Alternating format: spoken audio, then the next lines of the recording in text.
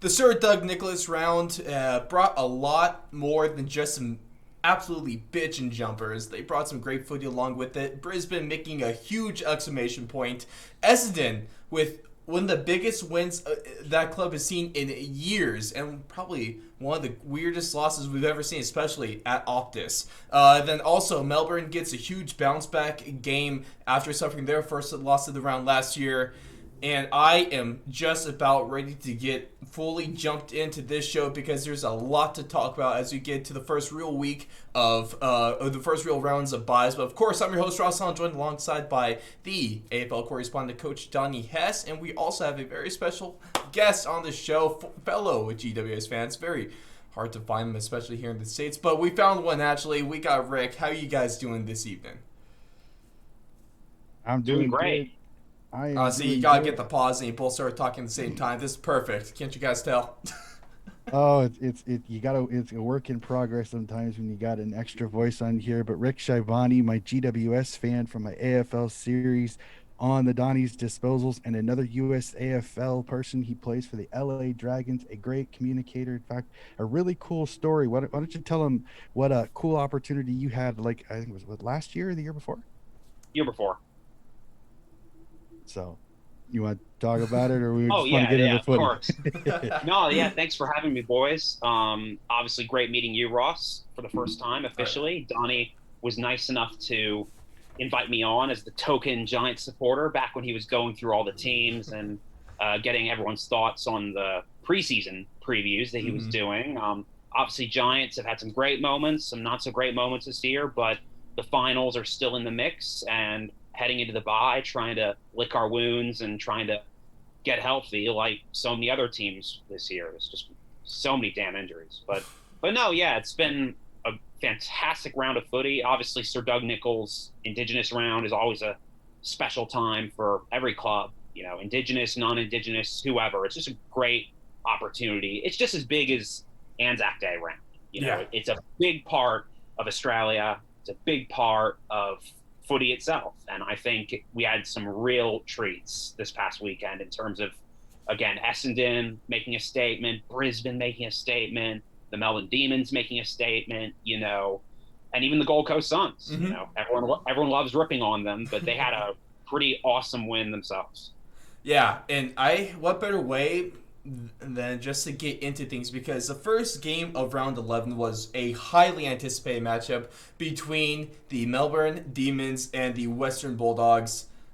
And it almost, I hate to say it, but it almost was a little disappointing. I don't believe it lived up to the hype because the Doggies had no answer for what the D's were doing to them on the field, because they handled them zero lead changes, and they win by 28 on this one in a game where it looked like they barely broke a sweat at some points, because not only, you had 2 3-goal scorers with Bailey Fritsch and Tom McDonald, and they were able to capitalize off of a lot of costly turnovers from the Doggies, but then also just some really poor goal kicking too. It was a weird look from these Bulldogs, because I haven't really seen them look this way for most of the season. Maybe the Richmond game, but that's about it on this one.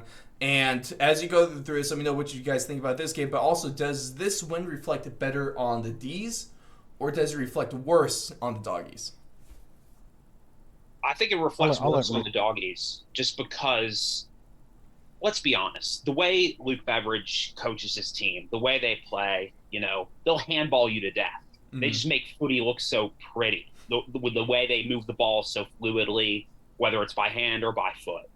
These guys just, it's almost like death by 1,000 cuts, or, getting the knockout blow in boxing. Like, the Doggies know how to hurt you. They can identify your weakness and just go hard. But at the same time, they just looked lost. I think it's a bigger indictment. Yeah, it's a huge win for Melbourne.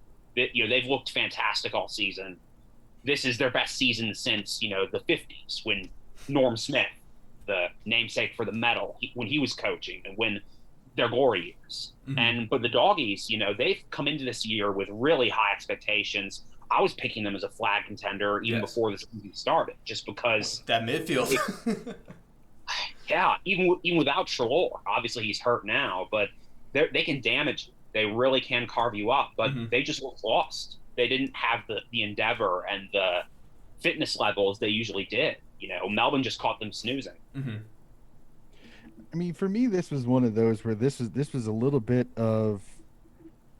I think it's 50-50 of both. I think I completely agree with you. I heard this several times. Is the Western Bulldogs are kind of like the Harlem Globetrotters of footy. I mean, they move the ball so quickly and so elegantly at times. But the other thing this really showed you is the old adage, defense wins championships, because this literally was a defensive masterclass by Coach Goodwin at Melbourne. I watched one of the footy shows that I watched, and they really did. They took away everything that the Western Bulldogs like to do. They like to be able to handball, and they like to swing it across the field. And literally, Melbourne flowed right with it. They did not let them get any open space to be able to open up the game. They like to handball through the corridor. It was not there. Literally, Melbourne packed it. I mean, they played packed defense, almost like a zone defense in college basketball over here in the States. They did not let the Western Bulldogs do what they have been doing to so many people. Shane Goodwin, I got to give you credit, sir. You literally out-coached, out-tactically geniused Luke Beveridge in this game, and you made a Western Bulldogs team who, as we've kind of all said, a lot of people saw as a flag contender. Yes, they're without Chalor. Yes, they were without Dunkley. But this team is still really, really good. You were still expecting a better performance from the Western Bulldogs, and Melbourne did not let them do it. And it also helps when you take Tom Liberatore away from this Bulldog midfield. You take away a lot of their get out of jail free cards in the center, and when you have Max Gawn being able to take away English and Jordan Sweet, who had kind of been dominating ruck battles for most of the year, that lets Petrarca and Oliver have field days. So this literally was a masterclass by Coach Goodwin. I got to give it to it. The D's stamped themselves, saying we are legitimate flag contenders. We are no longer the choking demons of years past. And man, they are going to be so much fun to watch their matchup this weekend as well, because it's just as big. Yeah, and one of the themes, now the Western Bulldogs with 2 losses on season. Their first one back in round 7 against Richmond. And one of the things there, they went 7-13. Poor goal scoring and a lot of turnovers in that game. Same thing is what kind of did them in here against the D. So when you run a very well-organized defense like what Richmond does, like what the D's have, that's the blueprints of how you're going to handle this Doggies team. So they're going to have to do some fixing, because it's, like you said, Donnie, it's not going to get any bit easier for them. Now, the next game of the round was between the Geelong Cats and the Collingwood Magpies. And the Cats handled the Pies in this one, but it was one of those almost disappointing, maybe a little uglier win from that, a little uglier than what you like to see from the Cats, because they led comfortably for most of this game, but then you give up 34 in the fourth. I believe they got outscored 34-24, a lot closer than it really needed to be. And especially against a Collingwood team that can't kick a goal to save their damn lives. They're looking like the Fremantle Dockers at this point. Sorry, Docker fans. Unfortunately, I'll have to rag on you guys a little bit more near the end of this round. But Collingwood kids 6-15. The Geelong, poor goal kicking themselves too, 8-13. So they're almost lucky to win this game. They escaped by 10, and it's, oh man, like, I want to believe in this Geelong team. I really do.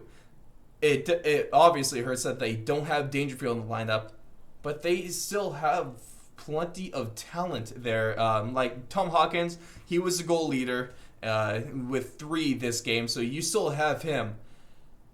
But at the same time, I just am losing. It's almost like my thoughts on Port Adelaide at this point. Yeah, we could blame the injuries, but also they have to play better if they really want to stand out as one of the favorites for the premiership this season. Yeah, I know we were talking a bit about this before we started rolling. Again, Geelong, they're hot and cold. They seem to always be hot and cold a lot of times, just because, and this was true previously, like in the round before against Gold Coast. They let Gold Coast hang around a lot. They were consistently, for the first 3 quarters in within striking distance, 2 goals down, 3 goals down. Obviously Gold Coast wasn't kicking well in that game either, but you can't get away with that against the elite teams. You've got to just go full throttle sometimes. These should have been 2 statement wins for the Cats, and they weren't. If I could describe Pies Cats in one word, it's like, imagine if an AFL game was a cringe emoji. That's how bad it was for most of the time. Can we count emoji as one word? Donnie here, can we get official decision on this? I'll let it fly. Let it fly. All right, motion carried. Okay. Yeah, it was just ugly. There's no other way to describe it. And you saw Hawkins. He was giving his post-game interview on 7, and you could tell he was disappointed. I think they kind of just knew it was going to be a grinded-out type victory, and Collingwood was inevitably going to desperately try to claw their way back in there if they could actually, figure out which sticks to kick between. But no, I mean, Geelong, again, they had a chance to blow them out of the water, and they just didn't. And obviously, they're going into the bye. Hopefully, they'll get Dangerfield back soon, but they have an absolute meat grinder of a schedule coming up. They've got Port Adelaide on the road after the bye. They've got the Doggies at home in Cardinia Park, and they've got Brisbane up at the Gabba. So we're going to figure out pretty quickly if Geelong is an actual flag contender again this year. Oh man, this was a game. Honestly, when you first started talking about it, I almost wanted to pop in and go, "Do we really have to talk about this game?" Because this was bowling shoe ugly when it comes to describing this game. As Rick kind of said, is we were talking about this game before, and I thought of this as we were talking about it, is this is the 3rd straight game where Geelong really has let a team that's nowhere near their talent level, nowhere near where they are on this in the ladder, and they stayed with them. Like, yes, yeah. Collingwood makes a run late to take it from a 30-point game down to a 10-point game. So I got to give Collingwood, they're not giving up. I got to give that. But this is a game literally where it's like, I almost hate to say it, like Geelong is kind of like the proverbial team is they play to the level of their opponent. And it's really kind of weird if you look at it, that whoever they play, that's kind of their game, the way they play it. If you're American that listens to this show, first off, thank you. But second of all, think of the Pittsburgh Steelers with this one. Constantly playing down to their opponents, barely winning games that they should blow out of the water. Exactly, and that's kind of a perfect explanation there. That this is a Geelong team that I think they keep continuing to play to their opponent. Now, as Rick kind of said, with Port Adelaide coming up after the bye, the biggest question is, will they play up to Port, or will play Port down to them? That's the biggest question. And then I've brought it up numerous times, and I'm going to keep bringing it up because it's the truth. Coach Scott has trouble with byes. He is 0-8 coming back from byes in the last 8 seasons.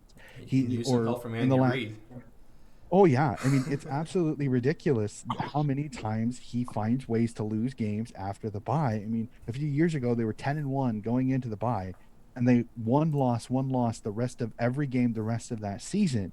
They made the finals, but they played like absolute feces when it comes to it after the end of the year. So I don't know. This Geelong team is way too. I mean, they're just suspect to me. Like, I think they have the skill. I think they have the list to be in that group that we think are elite, that are flag contenders: the Western Bulldogs, the Melbourne Demons, the Brisbane Lions. Yeah. I think Geelong should be there with the list that they have, the way it is constructed. Yeah. But these performances make you question that, because this is unacceptable. Yes, it's a win. Yes, it's 4 points.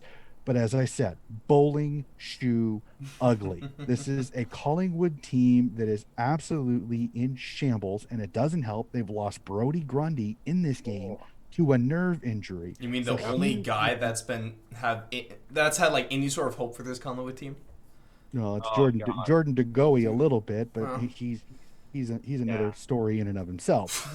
But unfortunately, Mason Cox, you need to start kicking 5 a game, man. Jeez. Well, did you hear what Peter Moore said a couple weeks ago? I haven't right off the top of my head, but I know that the biggest thing with Grundy is that he's just under a mountain of pressure to perform to this new contract he just signed. Yeah. And to be completely honest, he hasn't. And it's not really even all his fault. He's doing everything he can.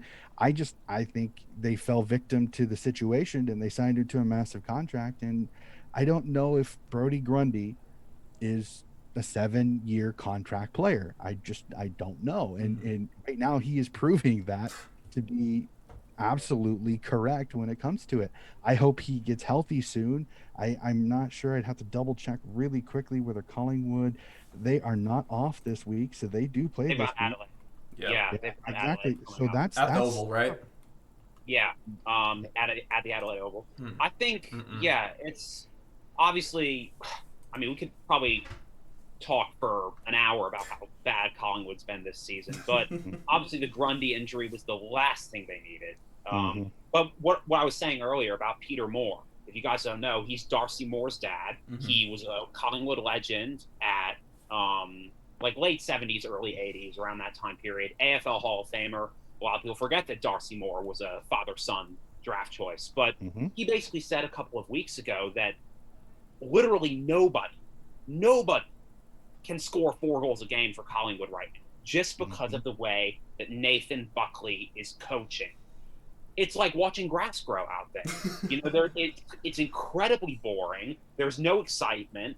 And the thing is, like, obviously, you know, you were saying about Ross, about how Grundy's the only one who's been playing any good for them. That's the thing. Like, Pendlebury, Steele Sidebottom, Brody Mychek, all of these guys are veteran players that we've seen do incredible things with the footy. Pendlebury had something like 13 disposals against Geelong. When was the last time Scotty Pendlebury ever had that few disposals in an AFL game? Like, you want to look at players, and I think to some extent this applies. I know we'll get to Hawthorn later. It's not, to some extent it applies to Tom Mitchell, Brownlow medalist with the Hawks. Hawks are doing terribly right now. Look at someone like when Gary Ablett Jr. was with the Gold Coast Suns. Now, the Suns were a joke at that point. He was just desperately trying to hold them all together. Young team, young list, getting flogged virtually every week. But Gary Ablett is averaging 35 disposals every single week, and he wins a Brownlow for them. Even if Gold Coast is going to lose nearly every week, Gaza Ablett was going to give him a chance to win. Who's going to do that for Collingwood right now? Who can stand up? Who can put their hand up and say, yeah, the season's a wash. We can either roll over and play dead, or we can do the best we can to try to salvage something out of the season and maybe salvage Buck's job at this point. Man, so that's almost worse. I think the worst thing they could do is salvage Nathan Buckley. Well, it's the only way out. Either they keep him and they fire everyone around him, or they get rid of him and start over completely from scratch. And with a season like this, it might look like it's going to be live. There's another team we'll be talking about soon that looks like they should just sell. Let's call it at this point. But let me get one more thing in there. The other thing that I would say though is that even if Buckley goes, the only question is who wants to come in and take this absolute dumpster fire right now, because not only do you have all these issues on the field, but you've got all the issues off the field. I mean, they're trying to get an extra extraordinary meeting. They're talking about coups in the boardroom. There's arguments over the one board member who just came on, who they said hasn't been a person, so she wasn't supposed to qualify because she hadn't been there for more than a year. This literally right now, Collingwood just needs to have everybody outside the field be as quiet as possible. Tell Bucks, do the best that you can, dude. We'll try to figure it out. But in my honest opinion, if I'm Nathan Buckley right now, I said it 2 weeks ago, I'm going to say it again. If I'm Nathan Buckley, coach the rest of the season and run away screaming. Because right now, it just is not something you want to deal with. This is at least a 2 to 3 year rebuild, because Pendlebury, I think the reason he had such a low disposal rate, they moved him forward because they're trying to get the youngsters into midfield, and it's not working. Steele Sidebottom's a great player, but Steele Sidebottom this year has been off and on. He's been good. He's been bad. He's been good. He's been bad. I think Pendlebury took Sidebottom because they moved Sidebottom forward. That didn't work. Now we move Pendlebury to the forward, thinking maybe he'll do. And even in a commentary one time with Triple M, he said, right now, I don't want to be in the forward block. So, I mean, Darcy Moore was a cluster, you know what, because the guy's a halfback, not a full forward, never should have been there. That's maybe the coach coming out in me. But for me, if I'm Nathan Buckley, run away screaming. The sad part is he's such a Collingwood guy. That's where he was. He's gonna stay there. Mm-hmm. He's gonna take an absolute flogging to do it. But unfortunately, I do see it. Sadly, I see Bucks resigning and him keeping with this team. I just I really want to say, I really just want to walk up and go, dude, seriously, why would you even waste your time? Right. I would get out of there, because right now it is just not a place you want to coach footy. No.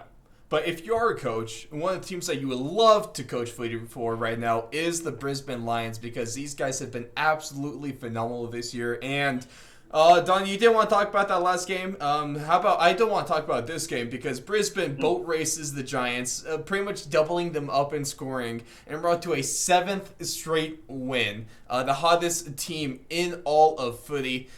And they had 6 straight goals to start the game.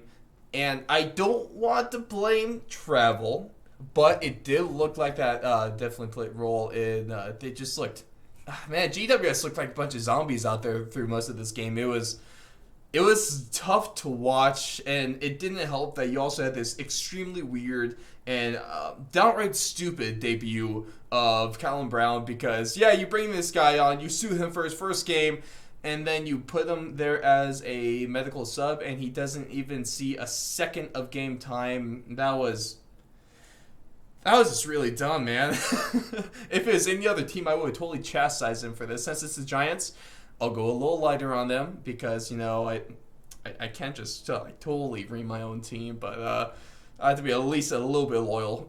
Mitch Robinson, though, he carries Brisbane to a huge game at this. I mean, he puts up 4 goals, 12 marks, and 30 disposals on this one.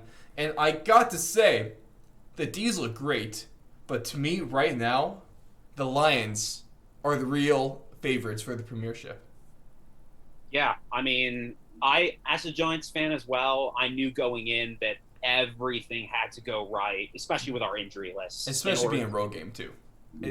Everything played against them. And the travel, yeah, I mean, like, there was definitely a false start, to use the gridiron term. It was, like, for those who don't know, there was, like, an issue with, like, the Queensland border situation because of the COVID cases. You know, state borders are shutting down again in Australia. There was some controversy because, you know, GWS had just come from Victoria the previous week, and eventually they got worked out, but GWS had to fly up there the morning of the game. Mm-hmm. And, again, you don't want to blame travel. First quarter was brutal. They slowly got their way back into it, but it was all Brisbane for the most part. And, yeah, they look absolutely lethal. You mentioned Mitch Robinson, such an aggressive player. Mm-hmm. If you're a fan of old school footy where people just get the piss knocked out of them every single game, you love watching Mitch Robinson. Well, that's why I love watching Mitch, because he's almost a representation of this Brisbane team as a whole. Yeah. He's, like, cartoonishly aggressive sometimes. I love it. But, no, yeah, Charlie Cameron, Joe Danaher, Hugh McCluggage, they're just firing on all cylinders at this point. And again, the scary part is they're doing it without Lachie Neale. Obviously, they're on such a hot streak they can afford to not rush him back, and they wouldn't want to rush him back anyway, just in case he gets hurt again. But obviously, they've just been killing it. And I think Chris Fagan, you know, he's an emotional guy. He's a fiery guy. They feed off of his energy. You know, obviously, some people don't like the fact that he's coaching from the field instead of coaching from the box. You know, like, that's one of those uniquely Australian things where, you know, the footy coaches are usually in the box. But I think he's just, you know, obviously he's done an incredible job building a legit flag contender up at Brisbane. And I think, you know, they probably have the most to prove of any finals contender this year, because they've been the bridesmaid, right? You know, they made prelim last year, couldn't make the grand final. Prelim the year before that, couldn't make the grand final. You know, this is their year, in their opinion. You know, they feel like they didn't have, especially last year, you know, how much would it have stung for the grand final to be at the Gabba, and the home team, even though they looked like a flag contender all year, the home team wasn't there.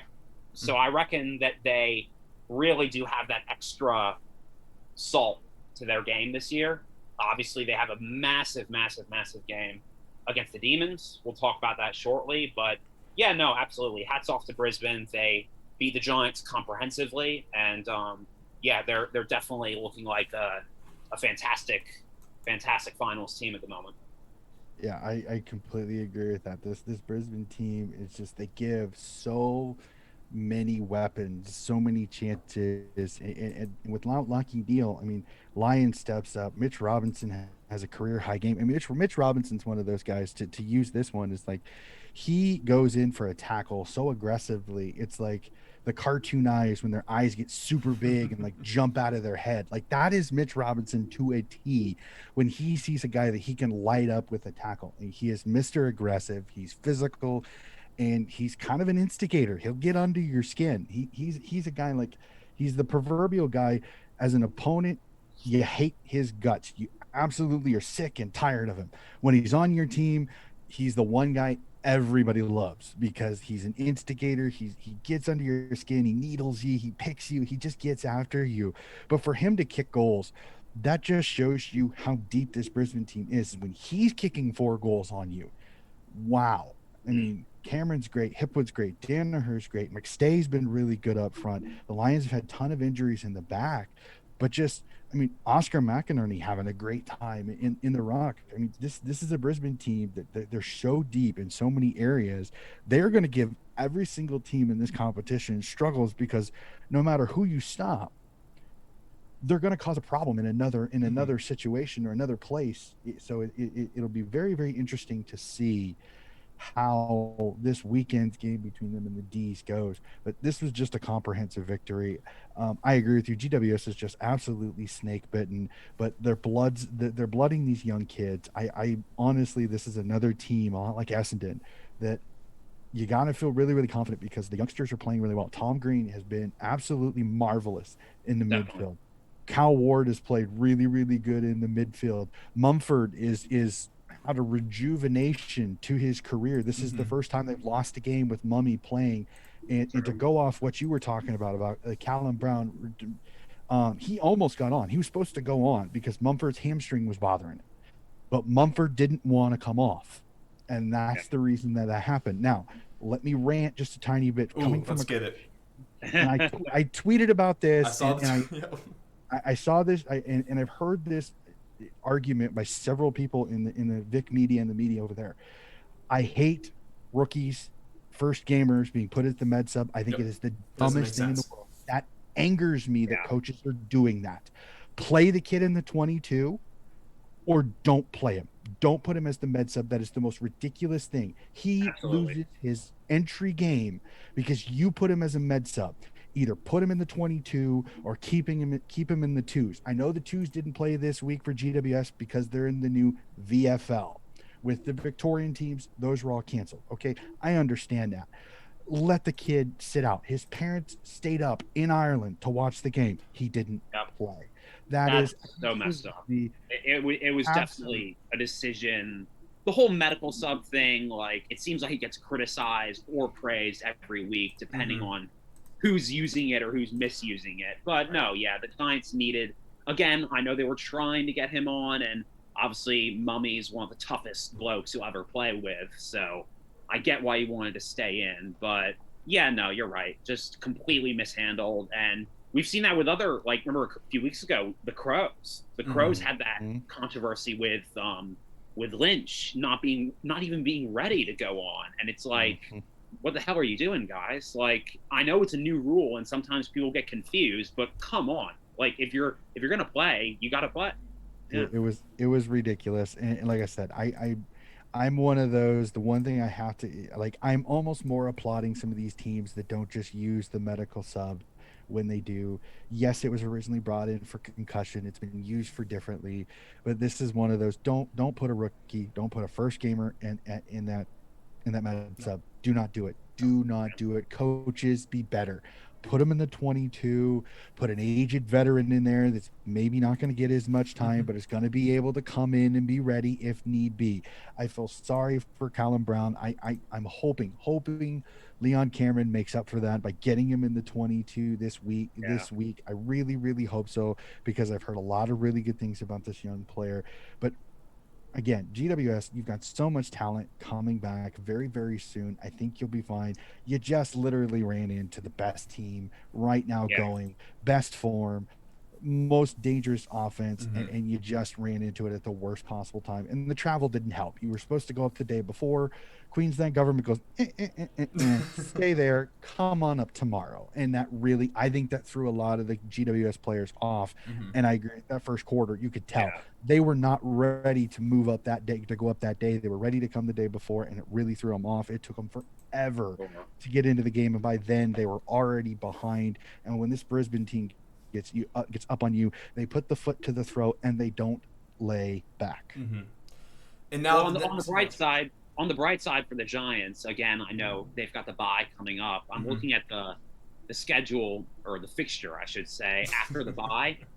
We've got North Melbourne in Tassie, Carlton at home in Sydney, and Hawthorn at home. So I think it's safe to say that that's as good a fixture as you could want for a side that's recovering from injuries, bringing new guys back in, and of course a side that still obviously can the door's still open for a final spot this year. So yeah, you're right. I mean, obviously the young kids there, I've been critical of Leon Cameron in the past. I'm sure you have too, Ross. Like he's definitely someone that, like, it's almost like, do we really want to give him an extension, which we did, but last season. But I think again, we've drafted very well. Like you said, Tom Green, Lockie Ash, you know, a lot of these young kids. Sam Taylor, before Sam Taylor got hurt, he was an All-Australian contender.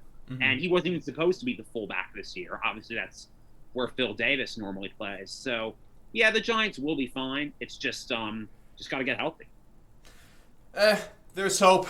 There's not a lot of winning at this point, but there's definitely hope for a finals contention still. Not sure if they're going to be really able to compete for the premiership, but at least a finals berth nonetheless. It'd be nice to get back in that top eight, especially after choking away their finals hopes late last season.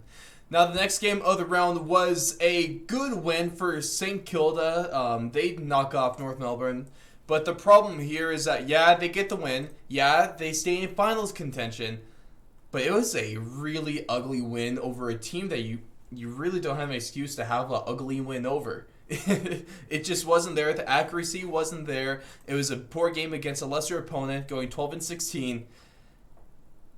There's optimism, like I said, because you stay in the mix. You are still in talks. You're still in contention, but at the same time, not a whole lot of confidence to see what they can really do with all this possibility. I mean, this is one of those games where, again, like I've said weeks before, you take a few positives, you try to grab some things out of this game, and you move on. You really can't focus on it. And for St. Kilda, the biggest thing you look at it now is that they're in a 4-way tie for ninth, but their percentage is atrocious. It's 76.4. I mean, when you lose some of the games the way they have lost, they are really they are up you-know-what creek without a paddle right now, because you get this win over North Melbourne. Here's your welcome Vic. Now you get Sydney, who's coming off a nice little win this round, and they're playing really good. And now the questions go, can St. Kilda back up a win with another good performance? Because St. Kilda has been so Jekyll and Hyde. They play a good game, they play a bad game. So I don't know. I mean, congratulations, St. Kilda. You got 4 points over North Melbourne. You should have. You won by 20. You should have. I mean, you did what you're supposed to do. Now this week you go up against Sydney. Now let's see, are you legitimately back on it, or did you get lucky because of who you played? Yeah, I mean, it's just, there's just no excitement about St. Kilda. They're a middle of the pack team. Obviously, they shocked everyone by doing really well in the finals last year. I mean, in terms of list talent, they're great. You know, they've got some really good midfielders. They've got a lot of talent, a lot of guys who've shown themselves to, you know, be really, really good when the footy bounces their way. Dougal Howard, everyone respects him. Brad Crouch has fit in pretty well, you know, kind of started slow, but, you know, so did his team. And I mean, Max King, you know, I'm not the first person to say this, but I reckon his twin brother needs to give him some more kicking tips today. Because one is, I think, third in the Coleman, and Max is not third in the Coleman right now. So I think, I reckon that the Saints, you know, it's almost a punchline at this point how inaccurate they are in front of goal. And I know a lot of other teams are too. Not just bagging on you guys, St. Kilda, but and I mean, give Brett Ratton credit. I mean, obviously he wanted to shake up the list, and he wanted to. They've got injuries just like everyone else does, but he wanted to just make a statement with his selections. And they've had some guys who've put their hands up and performed better than they have normally, but again, it's against the Kangaroos. You expect to beat them. You expect to be able to come away with the 4 points. So yeah, percentage-wise, you're right, Donnie. They're just not blowing anyone away at the moment. They're a middle of the pack team, and unfortunately, if you know anything about the history of St. Kilda, they backing up a great season with another great season is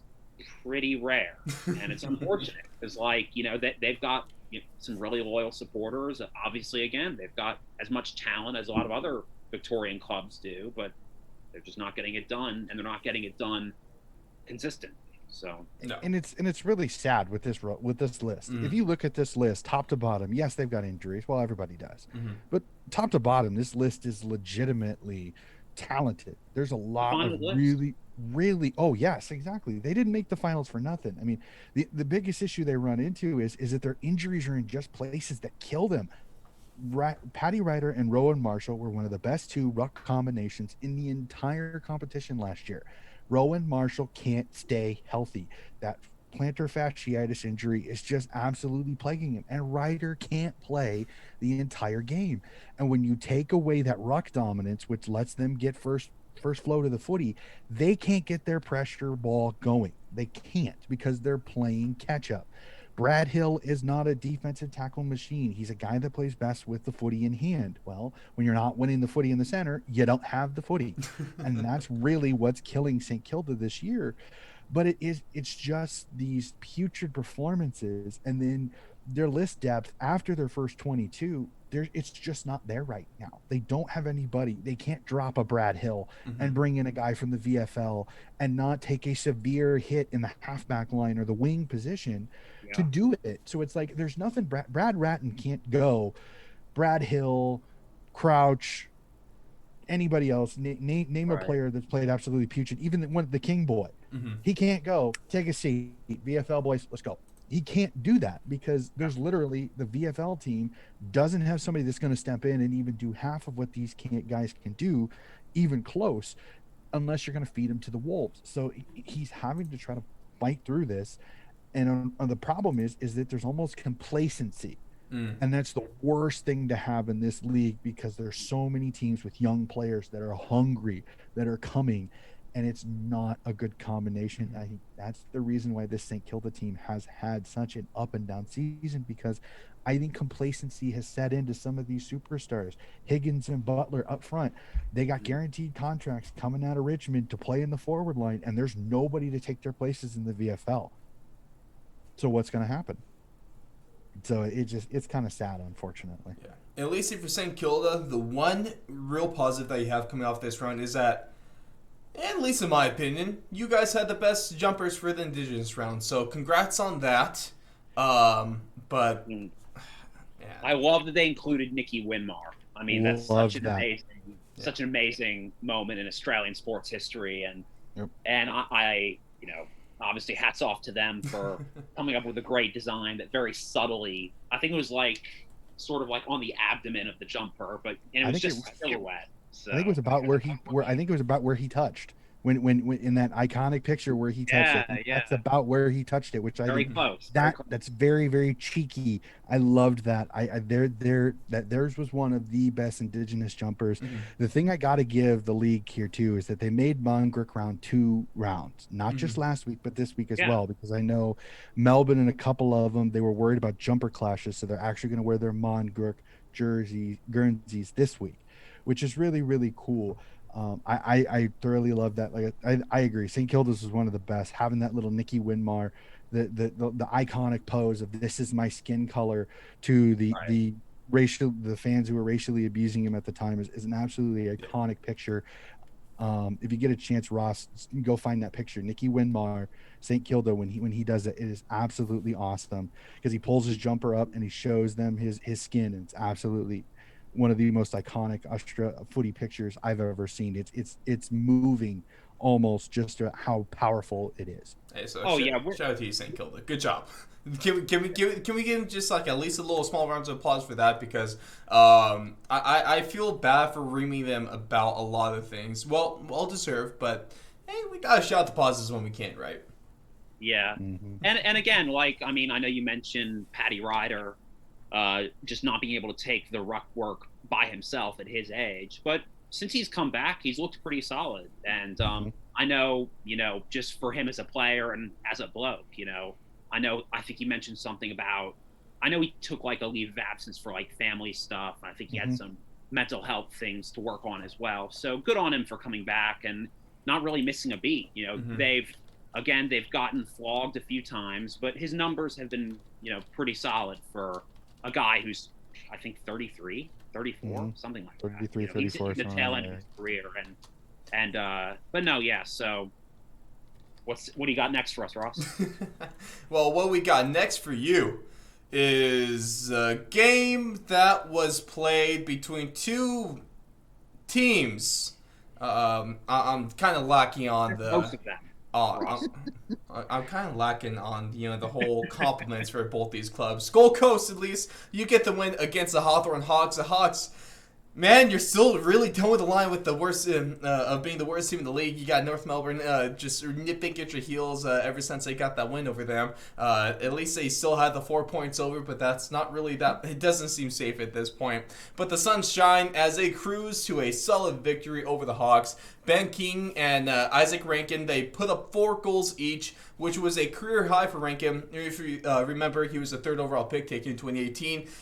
He's been kind of lackluster. Definitely hasn't really lived up to that level of how high of a draft pick he was and how good he was supposed to be. So it looks like here, puts up 4. Maybe, if you're being optimistic, this is a turning point for him. And you Gold Coast fans have to be optimistic about that. And you have to really cross your fingers, because it's a young team. It's looking like they have a solid future. Maybe not like Essendon at this point. Hell, Essendon might not even have a solid future. They just might have a solid present. We'll get to that game in a moment. But Gold Coast, you're looking good. Hawthorn, you're looking awful. And I think this, as I referred to earlier in the show, is that for Hawthorn, I think it's time you pull the trigger. You do a full-blown rebuild. Sell everyone you can. And you just got to build through the draft, because it's been shown that you can do that now. You build through the draft, and you give it time, and you essentially have to have a brand new team at this point, because this is not going to get done. And then also the hard part is it doesn't really look like you have the structure to build upon, at least at this point in time. I think, you hit the nail on the head there, Ross.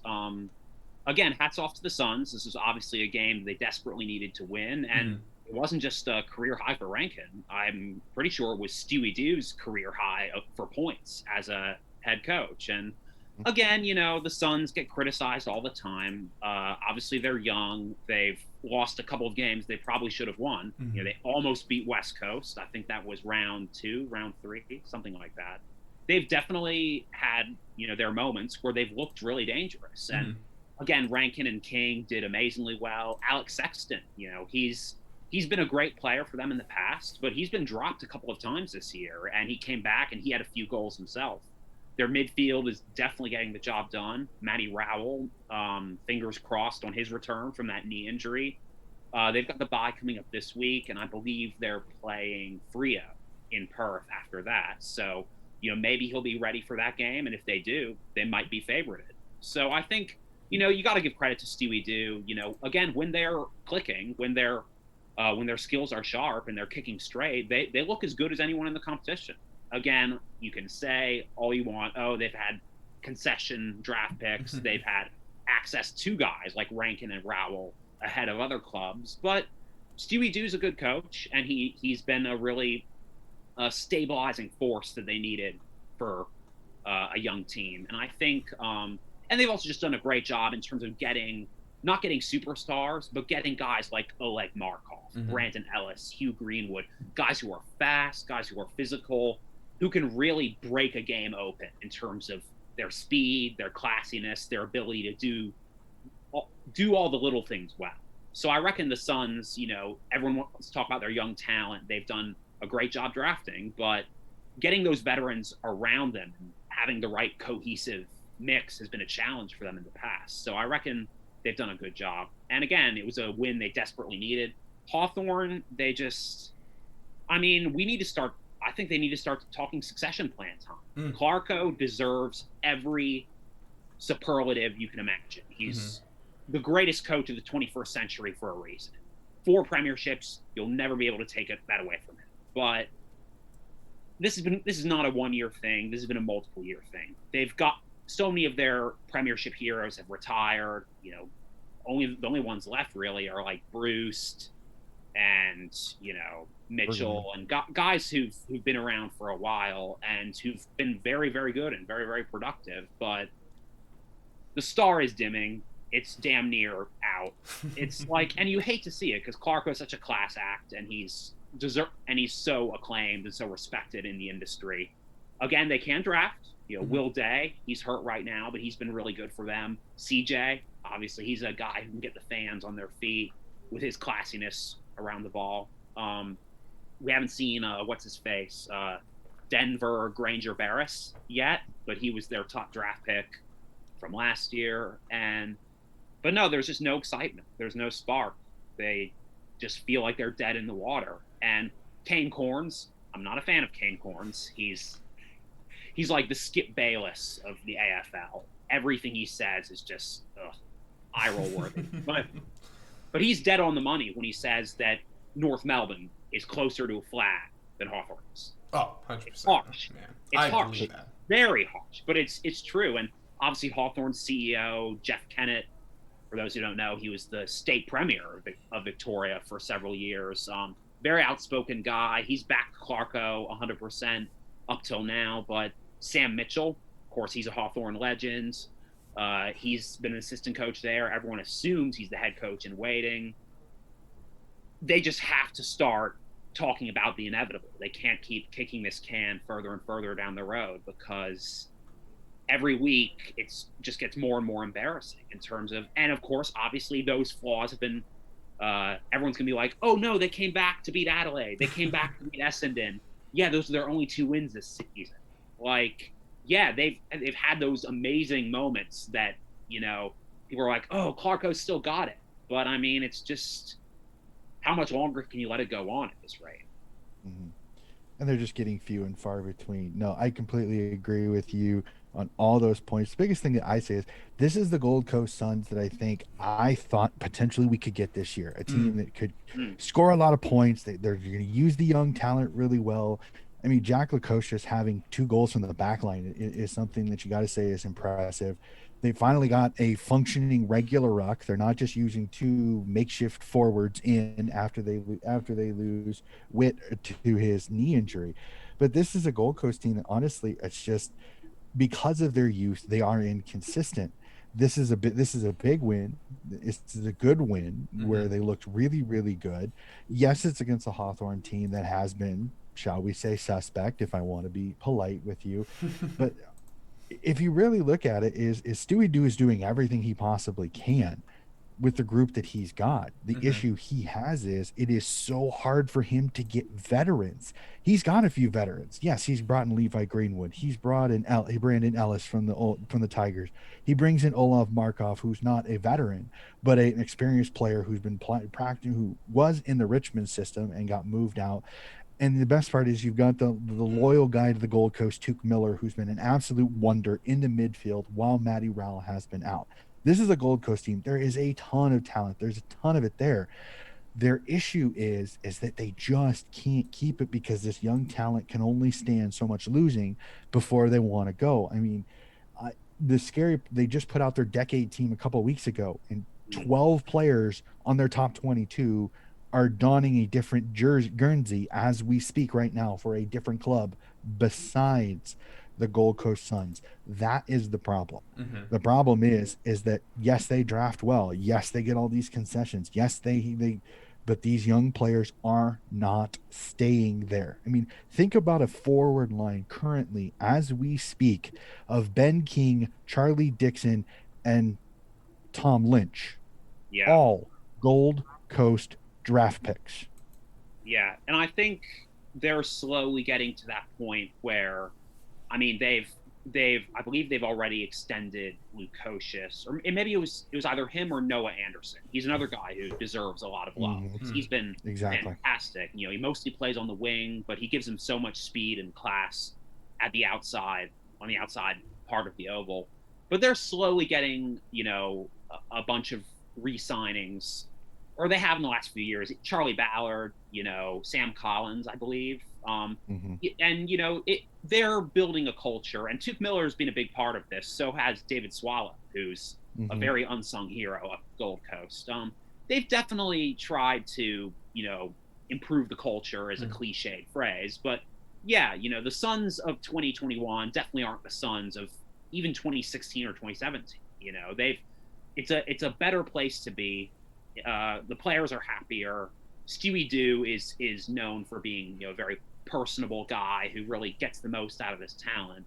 Again, they're still going to have growing pains, like all young sides do, but they've got some excitement about them that they haven't had in recent years. And again, they've still got to get some players healthy, and it sucked that Witts was done for the year, because he's another veteran who's really done a great job up there. But you know, it was always going to be a marathon, not a sprint with the Suns. And I reckon they've done about as well as could be expected this year. Again, they have a few close losses they want back. They should have beaten St. Kilda a few weeks ago, definitely. But no, they're looking better, and I think you know, and even the support. You know, everyone wants to say it's a waste of time getting a club up at the Gold Coast, but every single year, the last 5 years, their membership's increased. So, and that's just good for the overall growth of the game, not just in Queensland, but for the whole competition. Yeah, Rick, okay, I'm not sure if you know about this tradition that we have here, but every single round I have to give my fan total for Gold Coast, because it's been a long-running joke that they don't have any. But, Donnie, here we go. I think it was 26 last round. Something to 23, 26. Yeah, they are hitting a new record. I am giving 28 fans to Gold Coast. This is huge. Record-breaking numbers this round, because there's a lot more hope this round than they had last round, so it's time to hop on that Gold Coast bandwagon, get sun shining with the Suns, because, hey, man, 28 of you guys, you're going to be rocking the house at this point. And, hey, shout out. I got to give a shout-out here yes, to Tom Nicholls. Yeah, got to give a shout-out to Tom Nicholls. He played for the Suns. His brother, Pat, played with the Dragons. He lives out here in L.A. Tommy, he retired a couple of seasons ago. He mostly played ruck. Very big, lanky, Fijian guy. Yeah, Melvin Kidd went to school at St. Kevin's. If you know anything about St. Kevin's, they produce a lot of great footballers. Again, just had a bad luck with injuries, but he was one of the original Suns, and he retired a couple of seasons ago. He's down in, he's back in Australia now.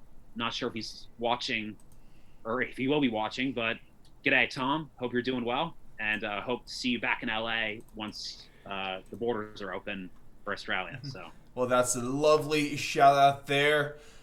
And with this next game, one of the things that just goes hand in hand is wins and West Coast being at home. They're two things that we like to pair all the damn time, because it always happens. But not in round 11, because Essendon, the Dons, they go on the road. They're down by 20 in the third. They come storming back for a stunning defeat. The Eagles suffer their first home loss of the season at Optus. And the Dons get a huge win on the road. Man, this was a phenomenal game. I mean, I was on the edge of my seat, because I just have been rooting for Essendon for the past number of weeks now. One, to prove me right, because for a while I've been calling Essendon the most underrated team in the league. But also, two, because this team is extremely fun to watch. There's a bunch of young guns here, and it just looks like they have a lot of fun, and they're playing with a lot of confidence. Also, Anthony McDonald tipping Woody kicking footy is always a good time over there. I know. Yeah. That's a classic right there. One of the catchiest songs I've ever heard. He finally got to hear it because I finally told him. I kept meaning to tell him about it. Yeah. So I asked him earlier this week. I'm like, I'm like, did you ever listen to the So Anthony the McDonald best for 3 Woody minutes of song? my damn life, boys. And then Ticket Palace, you and then rule. also I love how they played it live. They had a live performance in front of him too. So that was, oh, Oh God, man, that was I was in so Australia good. when that song came out. I was living in Melbourne at the time, Oh boy. and oh God, my a good mate of mine, another Uh-huh. shout out, Anthony Malici, who I played with at Caroline Springs. His family is amazing because he barracks for Essendon. Mhm. So does his dad. His sisters and his mom are the biggest Bulldog supporters you'll ever meet, and then all of his uncles go for Carlton. So That's a mess. That's a yeah, family divided there. but he would not stop singing the Anthony McDonald Tip and Woody playing footy song that entire week it came out. And I'm just like, oh God. And then I actually heard the song and I'm like, yeah, I can see why he likes It's really catchy. But besides that fantastic song, this game and this performance is really just proof that this team has an extremely bright future, have a really high amount of potential. And I've been saying that, yeah, they're going to be finals contenders in 2 to 3 years. But if you look at everything right now, Essendon, they're at 9, just 4 games out of the finals, or 4 points out of the finals. They look like they might be a finals team now. It's really insane the jump that they made. And yeah, injuries have played a role in West Coast's losses. They also, while injured, they've gotten some huge wins. So I don't really like that argument to them. I've been seeing from a couple of people just playing their losses. But although Essendon has been the most underrated team this year, I think it's safe to say that, especially all the hype, myself included, Donnie, I am willing and able to admit my fault here. West Coast is hands down the most overrated team this season. I think West Coast is one of those teams that is just like their injuries are just so impactful that they really have affected them. But I agree, like I don't even think the injuries could just their Jekyll and Hyde performances on the road. They've got one win on the road against Hawthorn. Again, not exactly something to write home about. But this was a game where I'm gonna do it. I'm gonna throw out a shout out to one of my favorite Essendon fans who I listen to her podcast all the time. AFL obsessed.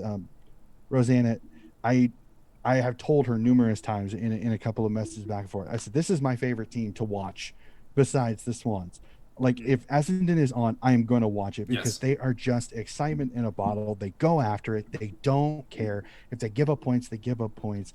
And we were talking before we started hitting record here. I mean, just where the impacts are being made is so interesting because you take guys like Cal Hooker, the known defender, goes up and has such a rejuvenance as the full forward and has done such a good job up there. Anthony McDonald, Tip and Woody, again, just continuing to be an absolutely high pressure forward who's just absolutely elite around goal. He's so hard to stop. He's so hard to tackle because he's just this big, strong, really quick young forward. And then just these youngsters are all making an impact. Archie Perkins, Nick Cox. It just, oh my gosh, like this team is built to the point where we had discussed it off camera. Zach Merritt has got to be licking his chops going, if these guys offer me a good enough contract, he's going to resign because honestly, I see Essendon, even if they don't make the finals this year, I honestly, they're knocking on the door for finals next year, no matter what, unless they lose 2 or 3 players, like unless Merritt goes bye-bye and several things change. This is a core that is built to be a flag contender in the next 3 years. They're going to be one of the most difficult teams to beat because they have taken what Richmond has done and they've put in a little bit more talent into it. That's a scary combination. I mean, Nick Cox is an absolute matchup nightmare. 202 centimeters, quick as a hiccup, great with both feet. I mean, you don't see wingmen that tall with that kind of speed and that kind of ability. It's a freak of nature. The kid needs to put some weight on. But if he does, he's going to be that much harder to tackle. He's going to be that much harder to beat with his size. He's a great mark. And then the Jones, the kid up front, is just, I mean, he is just out of his mind right now. He's marking everything. He's putting it through. Darcy Parrish has been an absolute steal in the midfield, taking over for Dylan Shield. I mean, if I'm Dylan Shield right now, I'm going, where the heck am I going to play right now? Because Parrish, McGraw, and Merritt right now are one of the best midfields in the entire competition. Where's Dylan Shield? Are you going to put him out on the wing, or are you going to move him to half forward? I mean, they are a matchup problem in the years to come. This Essendon team, legitimately, if they make finals this year, it's a bonus. And it is a big bonus because nobody saw Essendon in the finals. They saw them mid-pack, bottom 10 for sure. Excellent win here. And I agree with you. This really does. This makes a lot of people question the Eagles because now that hoodoo of Optus Stadium, it's gone. We know how to beat the West Coast Eagles. Yes, they lose Kennedy. Yo came back and only played like 60% game time, so he was sitting. Nat Nui, they are babying him as much as they can because they know they need him for sprints, not marathons. That's not Nick Nat's game. It's just not. You still don't have Shuey, and unfortunately, you just don't know how your combination is going to go. West Coast right now, if I'm a West Coast fan, I'm a little concerned because you are only 4 points up from this Essendon Bombers team, and Essendon's got some games that are going to test them, but West Coast journey isn't any easier. Now, if they get all these guys back, it's going to be a different story. But right now, if I'm West Coast, I'm a little concerned because you are sitting right now in 7th place. You're only 4 percentage points ahead of Richmond, and you're only 4 points ahead of Essendon, GWS, Frio, and St. Kilda. All 4 of them, if they get going, can get you. They can catch you. Agreed. I think no, 100%. And you just got to give so much credit to Ben Rutten with Essendon. I mean, I know we spoke about it before the camera started rolling about how the transition was botched from Worsfold to Rutten. You know, that was mishandled. But Rutten knew that, like, he had some talent. They just needed to steer the ship in a better direction. And again, you know, you mentioned Hooker moving up forward and having a fantastic season. Jake Stringer, who I met, for the record, down in Melbourne, terrific bloke. Yeah, he's had a great year, and he put his own hand up and said, "Hey, I wasn't fit enough last year. I disappointed myself, disappointed the club. He's been doing great, and obviously he's had some injury concerns as well. Hopefully he stays healthy. But what about Dyson Heppel? He's not in the midfield anymore. He's playing halfback flank. Who would have predicted that Adam Saad would leave and Heppel would be that guy providing that pace off of halfback flank for the Dons? That's just a brilliant idea from Ben Rutten. And I think, and Heppel's a smart footballer. He's an unselfish footballer. He's going to do whatever it takes to help Essendon win. And Darcy Parish, McDonald Tipungwuti, pencil them in right now as all Australian because they are just killing it out there. I mean, Tipungwuti, I reckon you can hear the entire stadium collectively hold their breaths because when he grabs the footy, you know he's going to do something spectacular with it. I mean, the kid is just lights out whenever he has the ball. And even when he doesn't, he had a couple goal assists against the Eagles. He's been in and around it all the time. And but yeah, just the way the Bombers are playing, and they're doing what Adelaide's doing. It's a club that had obvious culture issues. No one was really excited about him. They were getting so much criticism, heaps of criticism from the media, but they got a coach who's been innovative, and they've got some young talent. They've drafted well already with Hickett, with Perkins, Jones, and Cox. Again, Cox, absolute matchup nightmare. But now they're sending a message, not just can they win games with pressure and, you know, solid ball movement, they're a fun club to be at again. The Bombers are a fun club to be at now, and they couldn't say that this time last year. Hell no. So I reckon you're again, if you want to put it in the context of the round, yes, Brisbane and Melbourne had more impressive victories on paper, but in terms of a win meaning the most to a club, that win meant more to Essendon than any other win this round because you know it's so hard to win in Perth, and the Eagles, you know, they're a veteran side. You know, they love taking their time with the footy. But Essendon was just going manic pressure. They were attacking the footy with more enthusiasm. That second quarter was horrendous. You know, the Eagles scored like 6 goals in a row at one point. That was ugly. But Essendon came back out in the second half, and it was a steady buildup. They didn't panic. They just had that belief in themselves that, again, last year's Essendon side wouldn't have had. I think that's the best part about this Essendon team because there's a bunch of young guys playing with the heart and tenacity of young guys, but they're also playing with almost the resilience and the style of veterans where they don't get their head, they just stay course, and that's what's helped them to most of these wins. They have like 4 losses that came within only less than a goal. So this team could be really good in the present, but also just in the future. They are going to be a force to be reckoned with, and I'll say within.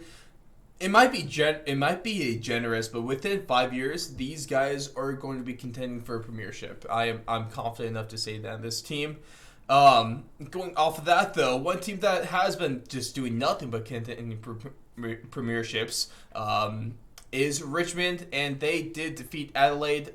Although at a new location and pretty much a new time, the relocated Tigers, man, they come from behind to get an important win over the Crows. This catapults them on the back of the GWS loss as well. They get back into the top 8, and can we just talk about Jack Riewoldt, because he did absolutely everything for Richmond, and this dude was playing like, man, he looked like a man possessed. 5 goals, couple behinds, 20 disposals, 14 marks, 11 score involvements, and one hell of a mark there in the 4th. Man, it's insane. It's insane.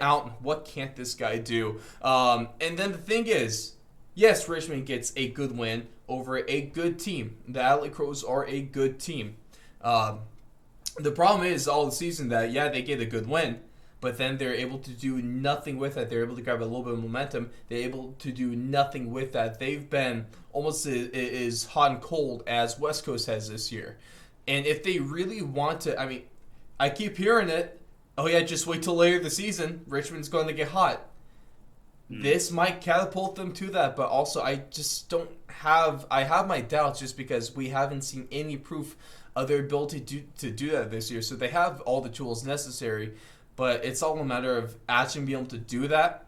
I'm not sure. Yeah, spot on, Ross. I mean, again, that was a game they had to win. And Yes. Adelaide really scared them in the first quarter. I mean, great teams bounce back, and Richmond is a great team. They just haven't shown it as consistently this year as they should have. It's just, and yeah, they had a bunch of guys coming back in, Prestia, Cochin, guys like that who were injured, and they needed to beat the Crows. Like, that was a much needed victory, and obviously Riewoldt Specky was incredible. You're never going to say anything otherwise, but that's been, the consistency with Richmond. It was almost a reversal of fortune, I reckon. The commentators even pointed it out. Like, normally this year when Richmond's lost, they faded away in the second half. This time they started really slow. Obviously they can't get away with that in the finals. They started slow and they finished strong. But again, it's like, I think to some extent you can question their motivation. Like, do they even need a 4th flag? Do they want a 4th flag? Like, to some extent, it's not that they're not working hard. Obviously, they do work hard, but the competition just really has reached and surpassed Richmond's level to some extent. Obviously, they're still going to win big more often than not. But at the same time, though, again, we talked about this previously. I think it'd be a miracle if they made the top 4. And again, if they don't make the top 4, they're not going to get that home final at the MCG. So for every Richmond fan who's like, oh, premierships aren't won in March. I mean, April. I mean, May. It's like, I think, quite frankly, again, they're still going to be in the mix. Obviously, you underestimate the Tigers at your own peril. And the Crows, they're going to be pissed off.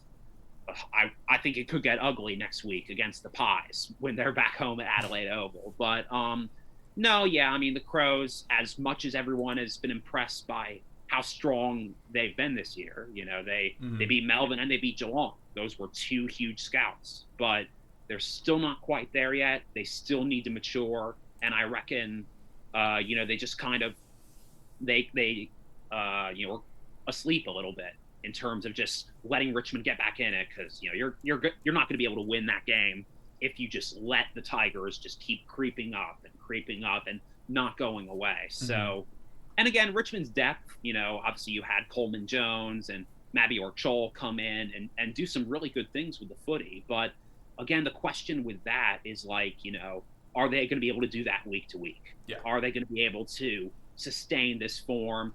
And again, obviously there's been worrying trends with, Dustin Martin. He's going to do Dustin Martin things, but you can slow him down. You can slow him down big time. And obviously Richmond, they are not a disciplined side. When they lost to Melbourne, they almost gave up 3 50-meter penalties back to back.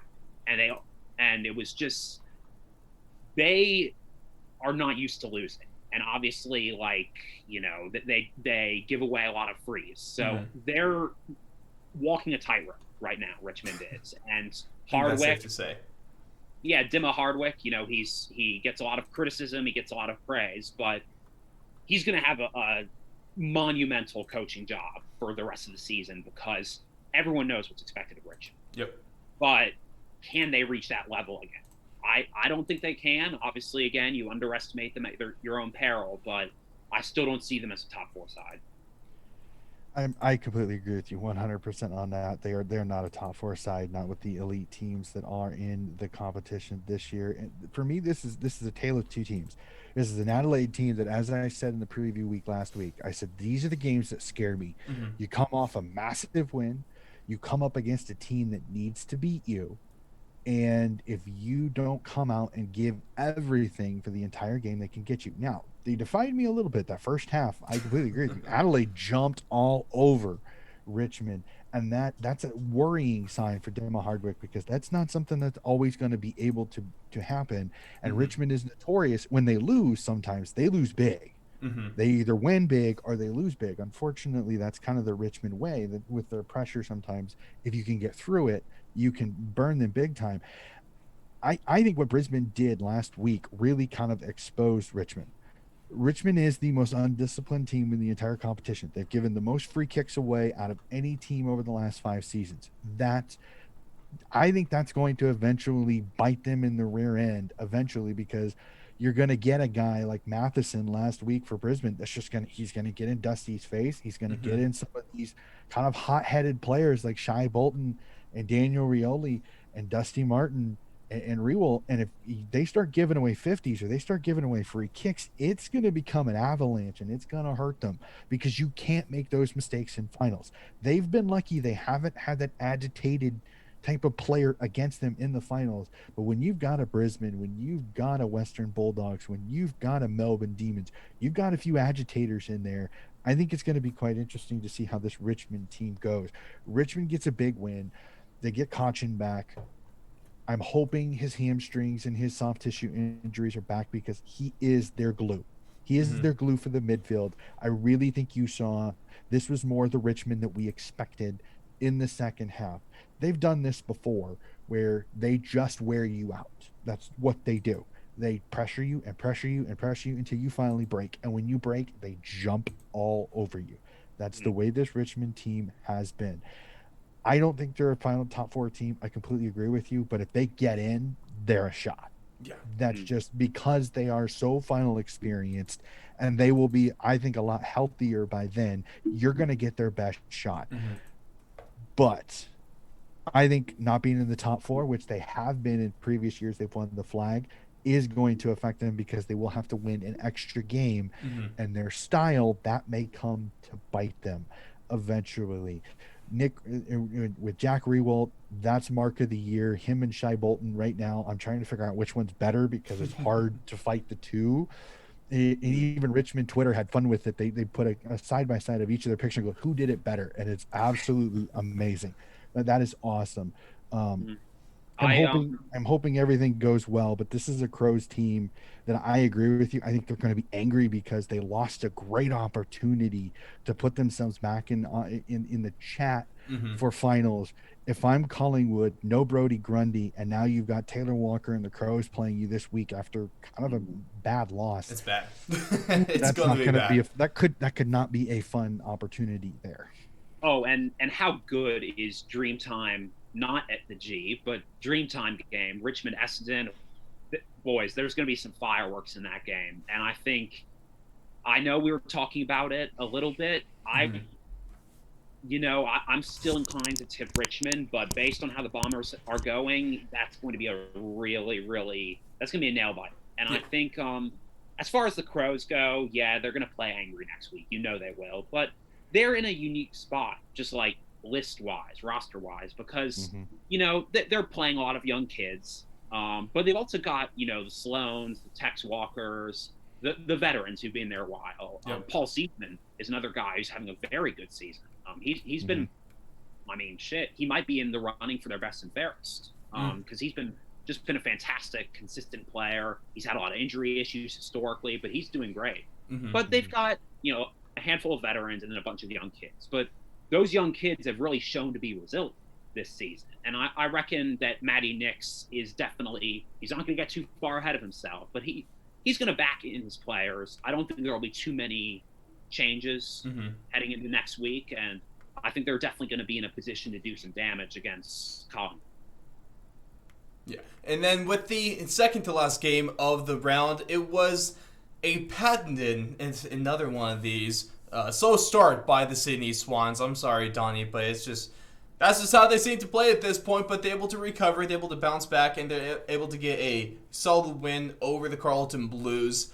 And then this was what's nice, so for the Sydney Swans, you still have that same kind of thing that's been hurting them is these slow starts. But you did have better goal kicking, higher scoring than what you've had over the last number of weeks. This is looking to the kind of scoring that they were doing way earlier in the season, a number of rounds ago. And then it also helps when you have Buddy Franklin and Isaiah Heaney both putting up 3. And against against a Carlton team that continues to have a disappointing season. But at least if you're Sydney, your hopes at a top 4 spot are still alive, and especially with how some of these other top teams have been playing. I mean, you might be able to snag one. The teams in front of you, or the D's, the Dogs, the Lions, the Cats, and the Power. You might be able to snag one from the Cats or the Power if you're able to pick it up later in the season. Oh man, this was a Swans game that, as you said, you got a little nervous after the first quarter. I'll admit it, I was a little nervous. They crawl back late in the quarter and only are down a goal by the end of the quarter, and then the rest of the game, Carlton and them kind of fluctuated, and then after the second half, Sydney put it on Carlton, especially late, and to see Buddy Franklin playing well. I think he's slimmed down. I think he looks slimmer. I think it is better for his career. I think it's actually going to extend his career potentially even another season or two if he can keep the weight off a little bit, slim himself down. But to see him playing and the excitement on his face when the younger Swans are playing well, like I really enjoyed watching his reactions to Isaac Heaney kicking goals, to Tommy Papley kicking goals, Josh Kennedy kicking goals, Sam Wicks, Chad Warner, some of these youngsters. His smile, I can't tell you how many times I saw it in the camera. Like he's clapping for his teammates, not kicking it to him, but kicking to his teammates and kicking goals. There was one, Tommy Papley kicks a goal when he runs across late in the game, and he runs across, and the first guy to him, Lance Franklin, with a big old hug and a kiss on his forehead. I mean, that's to see this superstar. Like, it's really weird to me. Like, I've had people say, like, what type of superstar is Buddy? Is he like the kind of untouchable superstar? No, like he's really, really into these younger players. Like they actually had a chat with him, and he says if his body holds up, he'd like to sign a contract extension for a couple of years with the Swans. Well, let's see. I need 1,000 goals. And I can't tell you how awesome that is to hear. If he can hold himself healthy, for him to possibly be back. This was a great performance by the Swans. I think this is that 4-game set I was talking about a couple weeks ago. You got to pick up wins because, as you said, if we want a chance for top 4, I don't think they'll get there. I love my Swans, but I'm going to be pessimistic for a tiny bit here. I don't think they'll get top 4. I think they can still make the finals because this is a run that's nice. You got St. Kilda and Hawthorn, then the bye. These are 2 very winnable games, 2 games you can win. You can go into the bye with a nice record of 9-4, if I remember correctly. You can go into the 9-4 and then some fun games after, which I think if you can bank some points to where you can take a loss and it's not going to knock you out of the finals, I think it's going to be good. Just a great performance. And then I'm going to go off this. Have you guys seen the moment where a young girl in the stands catches one of the kicks And the cutest, this is the cutest thing. I So got great. it. This was awesome. Okay. Her mom takes a selfie, but unlike baseball over here in the States, they can't keep the footies. The footies have got to go back for the competition. So many people on social media, on Twitter, especially the Swans fans, were like, "You got to get this girl a footy. You got to get this girl a footy." I mean, she hugged it.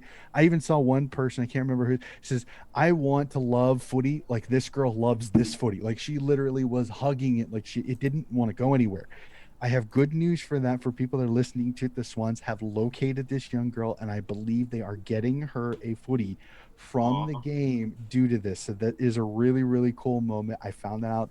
I think the Swans tweeted that out, that they have found the young girl and are going to do that. Ross, if you get a chance, you got to see this. Oh, I saw it already. That was It is fantastic. the most, yeah, it is the most adorable thing ever. I thought that was really, really cool of the Swans to do that.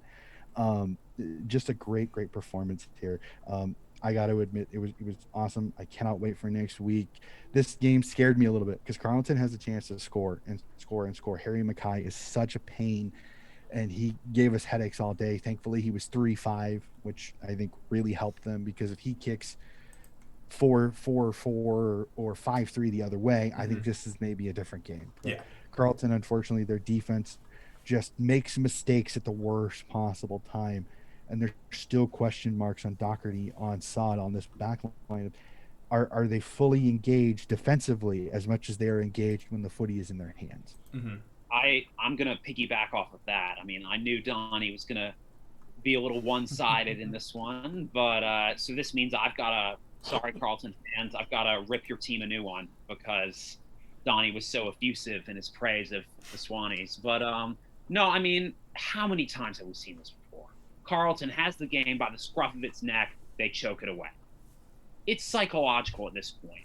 We've seen these guys win games. We've seen these guys, they can go head to head with any team of competition. Now, maybe in previous years, in recent memory, Carlton wasn't as talented as everybody else. They weren't. Let's be honest, they weren't. But at what point do you just admit that this team under David Teague at this moment in time does not know how to close out a game?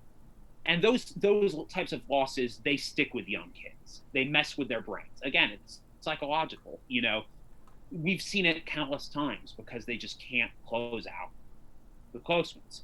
Look at what Essendon's do. 4 losses this season by 5 points or less. Mm-hmm. They've still come back. They've rebounded. They're red hot right now. What's Carlton do?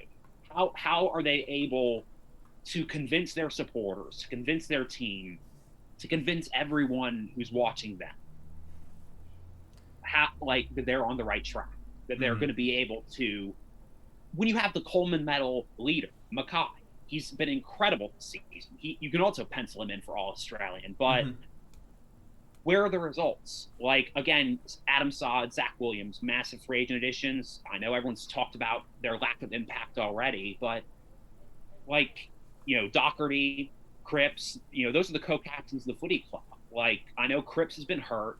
I know Doherty's had some good moments, but are they willing to get under the proverbial car hood and fix what's going on?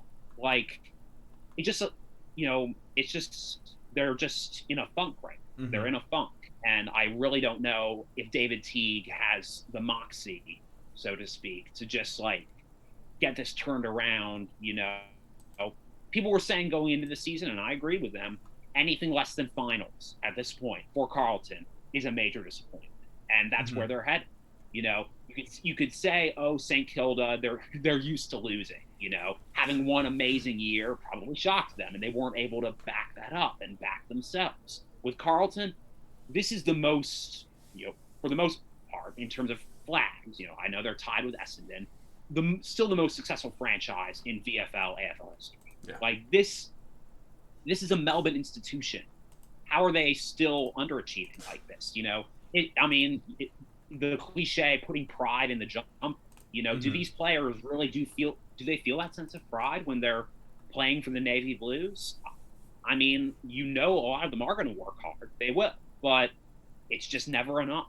It's like a curse. They just can't break that voodoo to where they can actually turn these close losses into close wins. Because we know how close wins can affect your psyche. And we also know how close losses can. So it's like, what's the missing ingredient at this point for Carlton? Like, what is it? It's a mystery. Find out next week, you know? And if you say find out next week, we probably won't anyway. It's just... I think we need to get the cops, Australian cops on this one, please, because get the detectives on the case, because that's the only people that can help out Carlton at this point in time. Mm-hmm. And the last game of the round was between the Power and Freo, and oh boy, here we go. We get another round and another game of really, really poor goal-kicking accuracy from Fremantle. 15 behinds to 9 goals. And that's one of the many things that dooms him this game against the Power. And it could have even been the worst game too, because don't even mention the Power putting up 7 straight goals to start the game. Being in the second, they're up by 50 on you. So I guess you get a better comeback because you don't lose by 50, you lose by 46. But this game got ugly fast, and it could have and arguably should have been a lot worse. But with this win, Port Adelaide keeps their sights on the top 4. It was a good win. Injuries don't help them. That they've been kind of lackluster at times this season, especially just losing Fantasia for a couple weeks. But even with this win, I still don't have a whole level of confidence in this team to actually be legitimate contenders for a premiership this season. Oh, Port Adelaide I can't put my finger on what is it. This is the Port Adelaide team I think a lot of us expected. But this is the Port Adelaide team that shows up against teams that are outside the 8. Mm-hmm. They play really, really good. They put up a ton of points. They play pretty good defense. They have a little bit of a lull in the middle third quarter to let Freo back into the game. And then they go, no. And then they finish them off. So, again, Port Adelaide, they keep keeping the thought in the back of our head is this the flat track bully that everybody keeps talking about? They're great outside the 8, but after that, inside the 8, a little suspect. So, again, the attack of Freo on the road. For some weird reason, they leave the confines of Optus Stadium, and their issue of kicking it between the big sticks becomes more of a problem, unfortunately. I don't know. This Freo team is far too good to be as inaccurate as they are, and Port Adelaide, they are far too inconsistent for a team that, when I went into this season, they were my flag contender, because I thought they had only strengthened a really good team when you add Fantasia and Alir to this already stacked, really good team. Yes, their injuries have hurt them because they're in really important places, and losing Fantasia does not help. Thankfully, a bye week will come in to where maybe he can get back a little bit sooner than if it were earlier in the year or later in the year. But this is just a game where this was kind of what I expected. I expected Port to win this one. The margin's a little bigger than I expected, but I expected Port to win this because Freo leaves Optus Stadium, and their target just cannot seem to find it between the big sticks. Mm-hmm. And Port needed to win this one. They're a bit like Geelong in terms of just not having that killer instinct, not being able to really turn on the Jets when they have to, and they should. You look at Port at their best this season, they're incredibly fit. They've got a loaded midfield. They've got Charlie Dixon, and down back they've got guys like blanking on the name, Hartlett, and other guys in defense, Darcy Byrne-Jones, who've done a really good job. But the last month or so they've just taken a nosedive, and they're a confident club. Ken Hinckley's a confident coach. They want to back themselves in after this performance, knowing they could have, done better. And again, with Freo playing the way they were, they could have really let them have it. Dockers just, again, they can't string together good performances week to week. But with the Power, they should be top 4, for the first half of the season, for the first couple of months of the season, I should say. They have looked top 4, but in recent weeks, their star has dimmed a little bit, or the power is dimmed, I guess you should say. But Alir, he's been great. One guy who I definitely want to give a shout out to is the man they call SPP, Sam Powell-Pepper. He had some injury issues early in the year. He definitely needed a big game. He booted 3 goals, and he's just one of those tough inside outside midfielders. Just a guy who's always gonna give it a great crack. He's always gonna put his head over the footy, and he's not afraid of bowling you over. So him coming back and having a really nice outing. Charlie Dixon's been up and down, but he had 3 goals, I believe. So yeah, I think they're in a position to kind of, get back to where they need to be. But at the same time, it's not like the guys above them on the ladder are getting any weaker. So I'm gonna have my eye on Port the next month or so, because this is one of those. They're in one of those spots where it could make or break the season. Mm-hmm. And unfortunately, the entire storyline for their season has been the damn prison bars. So I think the prison bar jumper saga, it's just been so hilarious for me to watch as a non-supporter of both Port and Collingwood. It's like, wow, imagine being that much of a diva. I mean, I know he's Eddie McGuire, it goes without saying, but come on. Yeah, it's just so bizarre. I think that might be the best storyline of the season. It really is so good. But that's going to do it for the round 11 coverage. And Donnie, team of the week, let's hear it.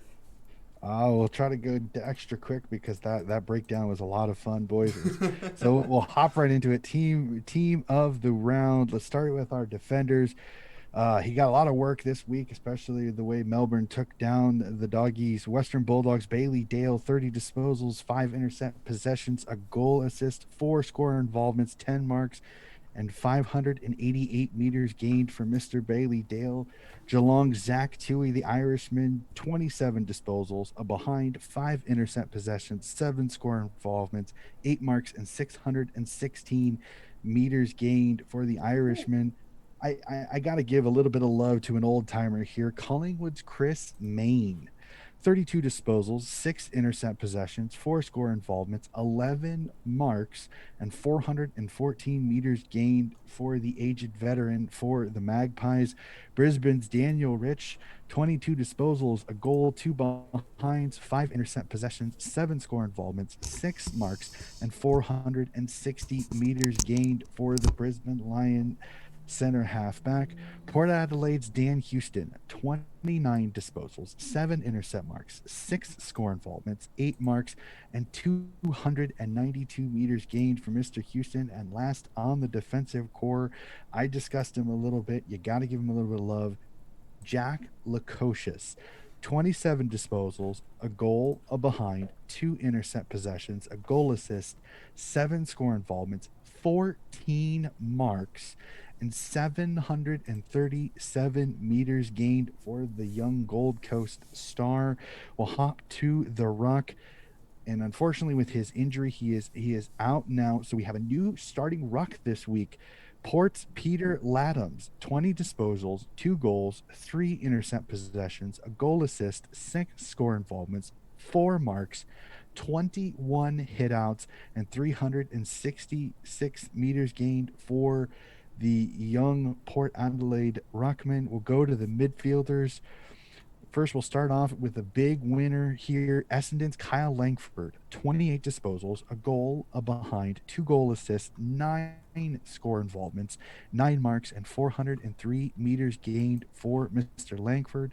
Port's Ollie Wines, 35 disposals, 9 intercept possessions, 3 goal assists, 14 score involvements, 3 marks, 8 clearances, and 367 meters gained for Mr. Wines, keeping his season going incredibly well. Carlton's Patrick Cripps, I'll give it a great performance by this young man. 27 disposals, 3 goals, 6 intercept possessions, 6 score involvements, 3 marks, 7 clearances, and 528 meters gained for Mr. Cripps. We spoke about him earlier. Tuke Miller, 27 disposals, a goal, 2 intercept possessions, 10 score involvements, 9 marks, and 568 meters gained. And rounding it out, Mr. Intensity, Mr. Loves to Tackle, Brisbane's Mitch Robinson, 30 disposals, 4 goals, a behind, 8 intercept possessions, a goal assist, 10 score involvements, 12 marks, and 689 meters gained for the rough and tumble midfielder from the Brisbane Lions. We go to the divas, that is the forwards. Gold Coast Ben King, 14 disposals, 4 goals, a behind, 2 goal assists, 10 score involvements, 8 marks, and 223 meters gained. Big Tom Hawkins from the Geelong Cats, 21 disposals, 3 goals, 2 behinds, a goal assist, 12 score involvements, 7 marks, and 254 meters gained. You mentioned this just a little bit ago. Mr. Sam Powell Peppa, 20 disposals, 3 goals, a behind, 3 goal assists, 10 score involvements, 3 marks, and 341 meters gained. Oh, I got to give him some love too. The high-flying Richmond forward, Jack Riewoldt. 20 disposals, 5 goals, 2 behinds, a goal assist, 11 score involvements, 14 marks, and 547 meters gained. He's the next guy crawling back into the Coleman medal talk. Taylor Walker of the Adelaide Crows, 16 disposals, 4 more goals, 3 behinds, 3 intercept possessions, 11 score involvements, 6 marks, and 321 meters gained. And the high-flying Sydney forward, the blonde Bondi great, Isaac Heaney, 22 disposals, 3 goals, a behind, 2 goal assists, 10 score involvements, 14 marks, and 562 meters gained for Mr. Isaac Heaney. We go to the bench. We'll give him some love. Melbourne's Max Gawn is our ruck. 21 disposals, a goal, a behind, 2 intercept possessions, a goal assist, 6 score involvements, 5 marks, and 275 meters gained. Our defender is North Jack Zeeble, having a great redefining year for this former midfielder. 23 disposals, 2 goals, 4 intercept possessions, 3 score involvements, 7 marks, and 513 meters gained. Midfielder from the West Coast Eagles, Dom Sheed. 43 disposals, a goal, 5 intercept possessions, 7 score involvements, 4 marks, and 613 meters gained. And last but not least, our forward, the unit, the package, Mr. Jake Stringer, 12 disposals, 3 goals, 2 behinds, 7 score involvements, 3 marks, and 207 meters gained. Wow, an incredible list of accomplishments by the team of the round. That got interesting, especially for those midfielders. When you only have 5 starters, that got pretty fun towards the end. But I think I did a pretty good job there. Tried to make some scoreboard impacts a little bit this week, because there were a lot of them that were really making some impacts on the scoreboard. Hey, I agree with on that one. Solid list you got there, Donnie. And before we get to our round 12 tips round out the show, we got, of course, our round 12 power rankings. And it's another week of, we got different rankings, but it's the same 5 teams with one switch in there is what it always seems to be. And then going off of the last round, man, it was cool having GWS there is number 5. Even though it was a little short-lived, it was still cool that they were able to make the list for both of us there. But Donnie, between our lists, Port Adelaide, Brisbane, Melbourne, Geelong, and the Doggies are going to make this. Brisbane is going to be back on top, actually, for the first time this season. They're on top for both of us because these Lions team has been nothing but phenomenal. They've been nothing but outstanding. And like we all said, and we actually agreed upon, that they are the current favorites for the premiership. It is not the D's, although this round 12 game, can't wait till we get to our tips, because that is going to be an insane game in terms of footy played, but also because there is a whole hell of a lot riding on the line with that one. But then also, the one thing where we kind of depart here, because we got Port Adelaide 5, the Doggies both got that 4. Then it's the 2s and 3s that get a little mixed. I have to disagree with you on this one, Donnie, because Geelong, we just went through these last 3 games have been extremely disappointing. Yeah, they've been winning. But at the same time, the D's are still the second best team in the league, and so I'm going to have them over the Cats every single day. You give me this. and I completely understand it, but as I've said numerous times, I'm a form guy, and I know Melbourne's just you're lost. for. It's almost a fault at this point. I know, but you got to look at it. Geelong has won three in a row. Hmm. Yes, not impressive wins. Yes, not great, but they've won three in a row. The Demons have lost in the last 2 weeks, Hmm. so this is one and of those. the loss was, even the AFL admitted it was a mistake. Come on. Yeah, I again, Yeah, on my side. Here we go. Here we go. I completely agree with you. That one was tough. It's really hard to argue it. But as I said last week, again, all the losses have come for all the teams that have lost on controversial calls this year are all in the top five. So I'm really not going to worry about it too much. I Hmm. think the D's will be fine. Yeah. The 4 points is not going to be that big a deal. When you go beat the doggies, I think you'll be fine. If the D's win this week over Brisbane, they'll probably jump to one anyway. So but again, I'm going to give the Cats a little bit of love here. That's 3 straight wins in a row. They Fair enough. can be that good a team. They Hmm. just haven't shown it yet. And as I kind of said, they're a team that they play to their opponent. And if they play a really good opponent and have a really big win, it's going to be quite interesting. So we Hmm. will definitely see there. But yeah, so Brisbane, Geelong, Melbourne, Bulldogs, and Port are my top five in that order. We will see. Again, this week could be interesting now that we have buys coming in Oh this yeah. week. All We right, do. boys. Here we go. I mean, the best of the best, right? You want to get to the tipping because this is what we've been building up for this entire bit of time. Because I mean, this first game, the D's and the Lions. I'm really curious to hear who you guys have in this one. Yes. I have the Demons by one goal and only one goal. Mm-hmm. And I mean, honestly, it's like a head heart thing. Head says Melbourne, heart says Brisbane. Just because Brisbane, I mean, 7 straight wins. Who can argue with 7 straight wins on the trot? And they've just looked so impressive in every facet of the game. I was so glad you gave Daniel Rich a shout out, Donnie, because that guy's as consistent a defender as you'll find anywhere in the league. And even when Brisbane was terrible, he's a veteran. He's been around since before Chris Fagan was there. So even when Brisbane was terrible, he was out there. He was out there making plays, getting all the right spoils, intercept marking, doing everything. Mm-hmm. But I think Melbourne is going to win. I'm kind of disappointed it's not going to be up in the territory in Alice Springs because that's a really cool, intimate venue. It's in the heart of Australia. If for those who don't know, Alice Springs is basically the only town in the outback. And by town, I mean, like 30, 40, 50,000 people. It Mm-hmm. goes up and down. But it's in the desert. It's just a really intimate venue. It's a great place for footy. And normally they only get one game a year. So, I mean, hopefully Darwin and Alice Springs can get in on the action. It's a real shame that like the games that were supposed to be up there might not be on. Mm-hmm. They might be relocated. So yeah, well, I mean, we'll see what happens. But no, the Demons. I've got the Demons winning just by a goal. It's going to be really exciting footy. I'm absolutely stoked to see, those matchups. Stephen May versus Joe Danner. Eric Hipwood versus Jake Lever.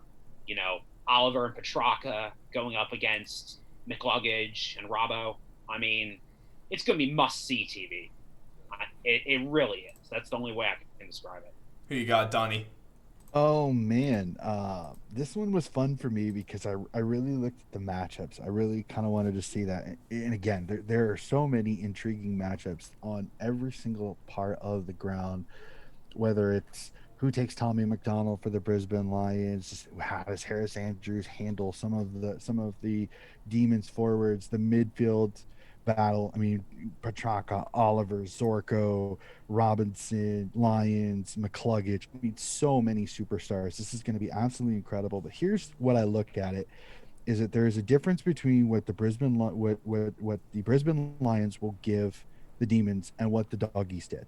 Because the Doggies, their main section was the midfield. They relied on Liberatore to get them to footy.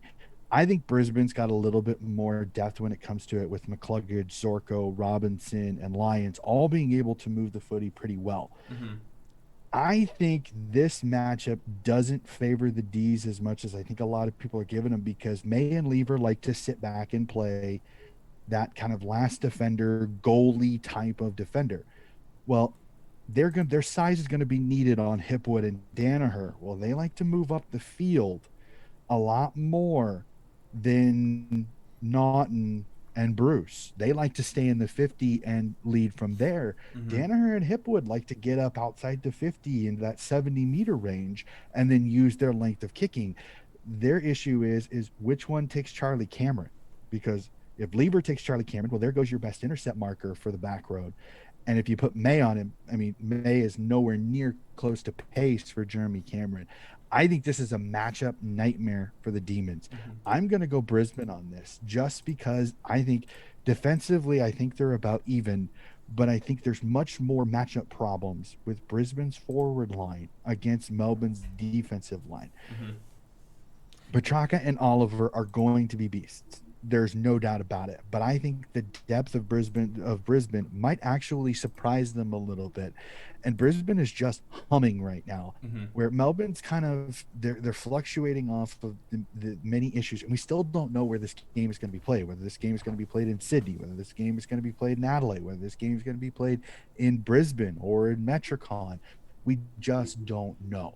I think Brisbane's got so much more confidence. Yes, Melbourne's won, but you won a game that kind of anticlimactic when it came to it. This Brisbane team comes off a shellacking of a GWS team that a lot of people were starting to get a lot of. So I'm sorry, that wasn't a shot. I'm sorry, guys. I'm gonna go Brisbane on this. I don't know. I'm feeling some upsets. Week. I'm really feeling it. I'm going to go Brisbane on this. I'm feeling Brisbane too. I don't think it would be that much of an upset, to be honest with you. Well, it's because they're the best team in the league right now. I really believe that Brisbane is the best team in the league. There's a reason we had them in number one. There's a reason I was talking with them in the game breakdown with GWS that they're the best team in the league. You got to play that hot hand. A lot of times, Fleazy one hell of a game of momentum, and the 7 games in a row coming off of a huge win. At home, man, I like Brisbane all the way in this one, and shoot, man, it's probably going to be a single goal game, but Brisbane gets like a couple goal lead on this one. Don't consider me too surprised because, man, I do love this Lions team. And Donnie, lucky for you, with the next game between the Saints and the Swans, yeah, the Swans better be able to win this game, otherwise, you're going to not have the best of weeks I could imagine. This is a game a lot like Carlton. This game can scare me in some ways. Paddy Ryder, it sounds like Tom Hickey is going to be back, which I think a lot of Swans fans are going, "Oh, thank God," because we were a little worried this week when Tom Hickey wasn't going to play and Callum Sinclair. In fact, I had to talk a couple off the ledge this week because when Callum Sinclair was named in the lineup, everybody was like, "Oh my gosh, we're done. There's no way we're winning." And I'm like, "Calm down. Callum Sinclair is a serviceable player. He'll be fine. You're only facing Mark Pettinet. You're not facing Brody Grundy or Max Gawn. Relax. Take a little Xantex. You're fine." No, I think Hickey should be back. So I think this is going to be a fun matchup between him and Ryder. I think Hickey's going to be able to get around the ground a little bit better.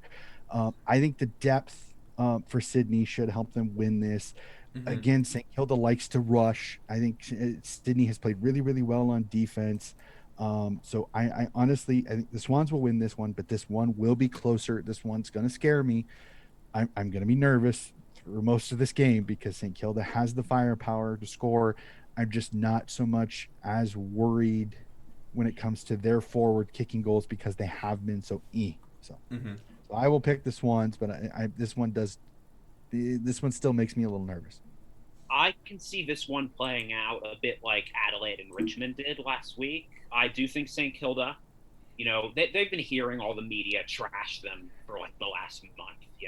They're going to be motivated, I reckon, and they are going to be at home. I reckon they're going to make it interesting at first, but I definitely see the Swans pulling away in the second half, especially if Buddy has a game, or even if Buddy's feeling a bit sore. If Papley or Heaney or any number of their smaller forwards can get up and have a big bag and kick a big bag.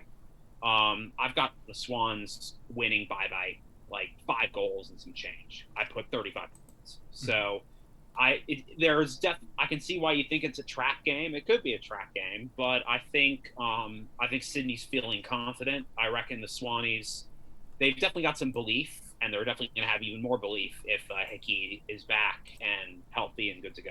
Mm-hmm. Now, this next game's super easy, cut and dry. Adelaide and Collingwood at the Adelaide Oval.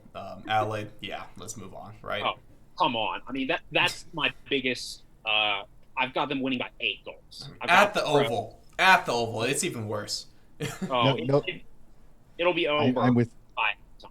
It's going to be a bloodbath. I definitely think that, I mean, what else can you say? We've already talked about Collingwood. Exactly. The Crows are going to be playing angry. So everything you could have said has been said about this Collingwood team. And no Brody Grundy. You might see Coxie back. You might see Darcy Cameron will move into the ruck. You might see Cox and Cameron rotating between full forward and ruck, but that's not a good matchup for them because neither Cameron nor Coxie have a deep tank. So I think this one where I think Riley O'Brien's going to have a field day. Yes, you've got some veterans for Collingwood, but I just think this Crows team, if they do play this at home, which I'm hoping that's still up for grabs too, because Collingwood, it was in Melbourne and Adelaide, South Adelaide, South Australia's border, I think maybe closed. They may have to play this one in Sydney. I'm not exactly sure. I'll go the Crows here just because I think the loss of Grundy is an absolute killer for the Collingwood Magpies in this one. Now, this next game is going to be between Essendon and Richmond at Optus, and you guys might like this. Given how hot I've been on Essendon and how kind of coldish I've been on Richmond, at Optus, let's pull the upset. Essendon over Richmond in this one. I'll tip Essendon. I've got Essendon as well. Woo! I think it's very small margin. I only have them winning by 10. Yeah. And I don't think it's hyperbole to say, again, it's going to be close. I don't think it's hyperbole to say this could be an after the siren type thing. I think it's going to be that close just because the Bombers, again, they've got motivation. They've got belief. They're playing for each other really, really hard. And in terms of Richmond's inconsistency, I think, again, this is going to be on the road. It's going to be Dreamtime in Perth instead of Dreamtime at the G. And for our American viewers who aren't aware, the Dreamtime is, a big Aboriginal Australian spirituality thing. It's a really big thing as part of Indigenous Round. And traditionally, Essendon and Richmond play it. They played it up in Darwin last year because of COVID restrictions. I was hoping they would do it again this year, but unfortunately, we're going to have to make do with Optus, which is the newest and one of the nicest stadiums in all of Australia. It's so beautiful. I think it's a perfect venue. I mean, Essendon, we know that they're going to be training in Western Australia this week, presumably training at Optus or, in the vicinity because of the COVID restrictions in Victoria. So, I mean, that could give them an advantage because Richmond's been hubbing in Sydney because they played up there against Adelaide. So, again, unlike American football, every ground is a slightly different size. And, the Bombers are definitely going to feel confident that they won there last week. So, they're not be able to take another big scalp in the Tigers. Yeah, and then the next game is going to be between... Do I get to go here? Oh, man, that's on me. Well, actually, I thought it is not a problem at all because I'm gonna make it 3 for 3. I have Essendon in this one. Good job, boys! I love this. And Rick actually said it perfectly. The fact Essendon is already in Western Australia, Richmond still has to travel. That is a long travel from Sydney to Perth. That is not a short travel at all. Essendon will be acclimatized to it.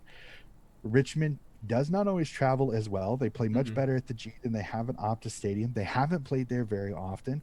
I don't know. I'm feeling the way Essendon is playing. I'm going to go with the Bombers on this one. I don't, like I said, I'm feeling upsets this week. It's really kind of crazy. And now, no, never mind. Sorry. No, I was about to point out that Essendon, they already kind of did that on Anzac Day. I mean, yeah, Collingwood. I don't even know if they were really heavily favored that much on Anzac Day, but I remember, saying to myself, yeah, the Pies are in a slump, but Anzac Day is big. They always perform really well on Anzac Day, but the Bombers got in and they took it from them. So maybe we could see a repeat of that, and it's pretty obvious that the Bombers of now are better than the Bombers of April. So, I think there's a definite chance. This next game, though, now, Carlton, the West Coast Eagles at the MCG. And then this really comes down to which team I can trust which team I trust the least. And I will pick against that. And right now, I don't know. I think I might trust the Eagles at least. So maybe let's tip Carlton in this one. But honestly, this flip a coin. Whatever side it lands on, you can pick a team in this one. This is going to be. I'm not looking forward to having to watch this game. What do you think, Donnie? This is one of those. I really wish they would tell me where they're playing, because it's not going to be playing at the MCG. I don't know. Tim Kelly's loss really scares me, just because yes, Elliot Yeo will be back. He'll have a week under his legs, but I still don't think he's going to play 100% game time. Mm-hmm. I think Carlton's going to win this one. I know this is really crazy, but I was feeling upsets when I was doing my tipping. Eddie Betts still looks solid. Mackay is an absolute nightmare to try to handle. They leave Optus Stadium and something goes wrong. I'm gonna go Carlton on this one. I don't know why. West Coast is not. I don't think West Coast is playing this one at home. I'm gonna go Carlton because I've been burned way too many times with choosing West Coast on the road. I'm actually gonna go with the Eagles with a caveat. Mm-hmm. Again, it really does feel like one of those games where no one's going to win. One team is just going to lose less than the other. But, I mean, at this point, the Eagles have their backs against the wall. If they lose this game, they might be out of finals contention because of how many injuries they've had. Like you said, Donnie, a lot hinges on Tim Kelly. It didn't look – I know it was like a medial knee injury. Those ones can definitely be tricky. It didn't look like it could be, a lengthy absence. I mean, fingers crossed. I know Oscar Allen, that was a scary fall that he took when trying to get that specky. He almost landed directly on his neck. Now, I know he got straight back up, and they monitored him for a little bit, and he eventually got back out there. But, the Eagles have been told a lot already that, this season, their premiership window is closing pretty rapid, right? And Adam Simpson, he's a great coach. Say what you will about the Eagles' woes this year on the road, he's still a very good coach. And quite frankly, Carlton just haven't proven to be able to get the job done in close games, which this game will be. It is going to be close. I've only got the Eagles winning by 2 goals. So, yes, Eddie Betts is electric. Mackay is on fire. But Carlton just doesn't have a good track record lately. Neither does West Coast. But in terms of experience in close games and having a more veteran list, my gut is just telling me to go with the Eagles. Again, I still don't like their chances the rest of the way. The Eagles could still miss out on finals. They could easily finish 9th. But, again, Carlton just doesn't inspire faith in me at the moment. Yeah. Another team that really does not inspire any bit of faith is the Fremantle Dockers. Once again, this... won the last game of the round against the Western Bulldogs, and I'm taking doggies all the way. It shouldn't be close. Right. I've got them by probably 5 goals. It's not. I don't think they're going to run them off the park like the doggies did to St. Kilda a couple of weeks ago. But I mean, the Dockers, they're just too inconsistent. Mundy's having a great year for them. Fife started off slow, but he's, looking much better now. And they've definitely got some young talent, like Adam Chera, Caleb Sarong. Chera is another free agent that people at the Victorian clubs are definitely going to be looking at coming into the offseason. But no, doggies are just too good. They're too fast. They kick too accurately. And I'm definitely going to predict Bontempelli. This is a kind of game where he can use to really bolster those Brownlow credentials. Because I know everyone's looking at Oliver and Petrarca and, maybe McCluggage. He might be a dark horse candidate now that Neil's been out at Brisbane. But I think the Bont, he just signed that extension. He's happy. He's healthy. He's definitely going to be looking to not just help his team win, but really lift and really have just a show-stopping performance out in presumably it'll be in Perth. I know it's scheduled to be a Freo home game, but No, I reckon the doggies. It's not going to be close, but I reckon the doggies are going to, do what they can to boost that percentage and get back to the top spot. Yep. Oh man, I have the doggies winning this, but keep an eye on this Frio team. Optus Stadium, they're at home. Doggies coming off a not so good a performance against the Demons. So keep an eye on this one. I think Frio keeps this close. Frio pushed Port Adelaide at times. So don't They beat your Swans too. Yeah, I know. And that was a really good game. It was. Cannot argue that Frio really had a great performance in that one, and they play really well at home. They've got some young talent. Yeah. Frio's going to stay in this one. I don't think this is a blowout. I think this is under 2 goals. I think Frio stays in this one and really pushes, because I think the Demons might have given the competition the playbook on how to beat the Doggies. If the Doggies don't find a way to kind of change things up a little bit, this could be interesting. I really want to see, does Frio kind of employ the tactics that the Melbourne Demons did? Well, do they have Very the horses? interesting to watch that. I think that's a big question. Like, are they as fit as the D's? Can Fife have a real monumental performance? Can Rory Locke step up and kick 3 or 4 like he's done in the past? I think they're again, they could surprise me. I mean, everyone has faith in the Doggies these days, so that's why I'm tipping them as well as I am. But no, I think for as much crap as you can talk about Frio in some respects, they've got some really good building blocks for the future, and I think to some extent, again, they are capable of pulling off upsets at home, so it'll be interesting to watch. Yeah. Definitely going to be an interesting run, especially, a little less games, unfortunately, but it's that time of the year, so it's better now that we just get used to it and accept the fact. But ladies and gentlemen, thank you so much for sticking through to the end with us. This has been another fantastic edition of our footy breakdown. Of course, Ben Ross Allen joined alongside by AFL correspondent Coach Donnie Hess, and it's been a pleasure having you on, Rick. A lot of great insights, so I'm super blown away. Most importantly, that you are a GWS fan. It's hard to find us, especially now since not a lot of people are raising their hand admitting that they're one, but it is what it is. We're going to get through these trying times, and once we get half the team back is what it seems like, hopefully a little later this season, will be a force to be reckoned with. But super looking forward to this round. And here we go. Rick, here's one for you. I'll have what we normally do for Donnie. One word or phrase about your thoughts heading into round 13.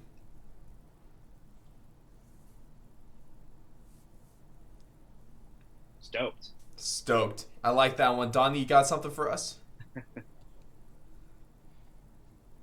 Sorry, I'm losing my headphones. That's more than one word, and that's not really a phrase. Oh, don't tell me I just lost it. Oh, wow. My word for this would be let me think about this. Intrigued. Very intrigued by a couple of these matchups. I think a couple of these matchups are going to be quite interesting when it comes to it. So I'm very intrigued to see, do my upset specials come to fruition or not? Oh, it's going to be a good time. Ladies and gentlemen, www.afl or thefourthalong.com/AFL for all your AFL and footy content. This is Fourth Along. We are the American voice of Australian football, and we will see you after round 13.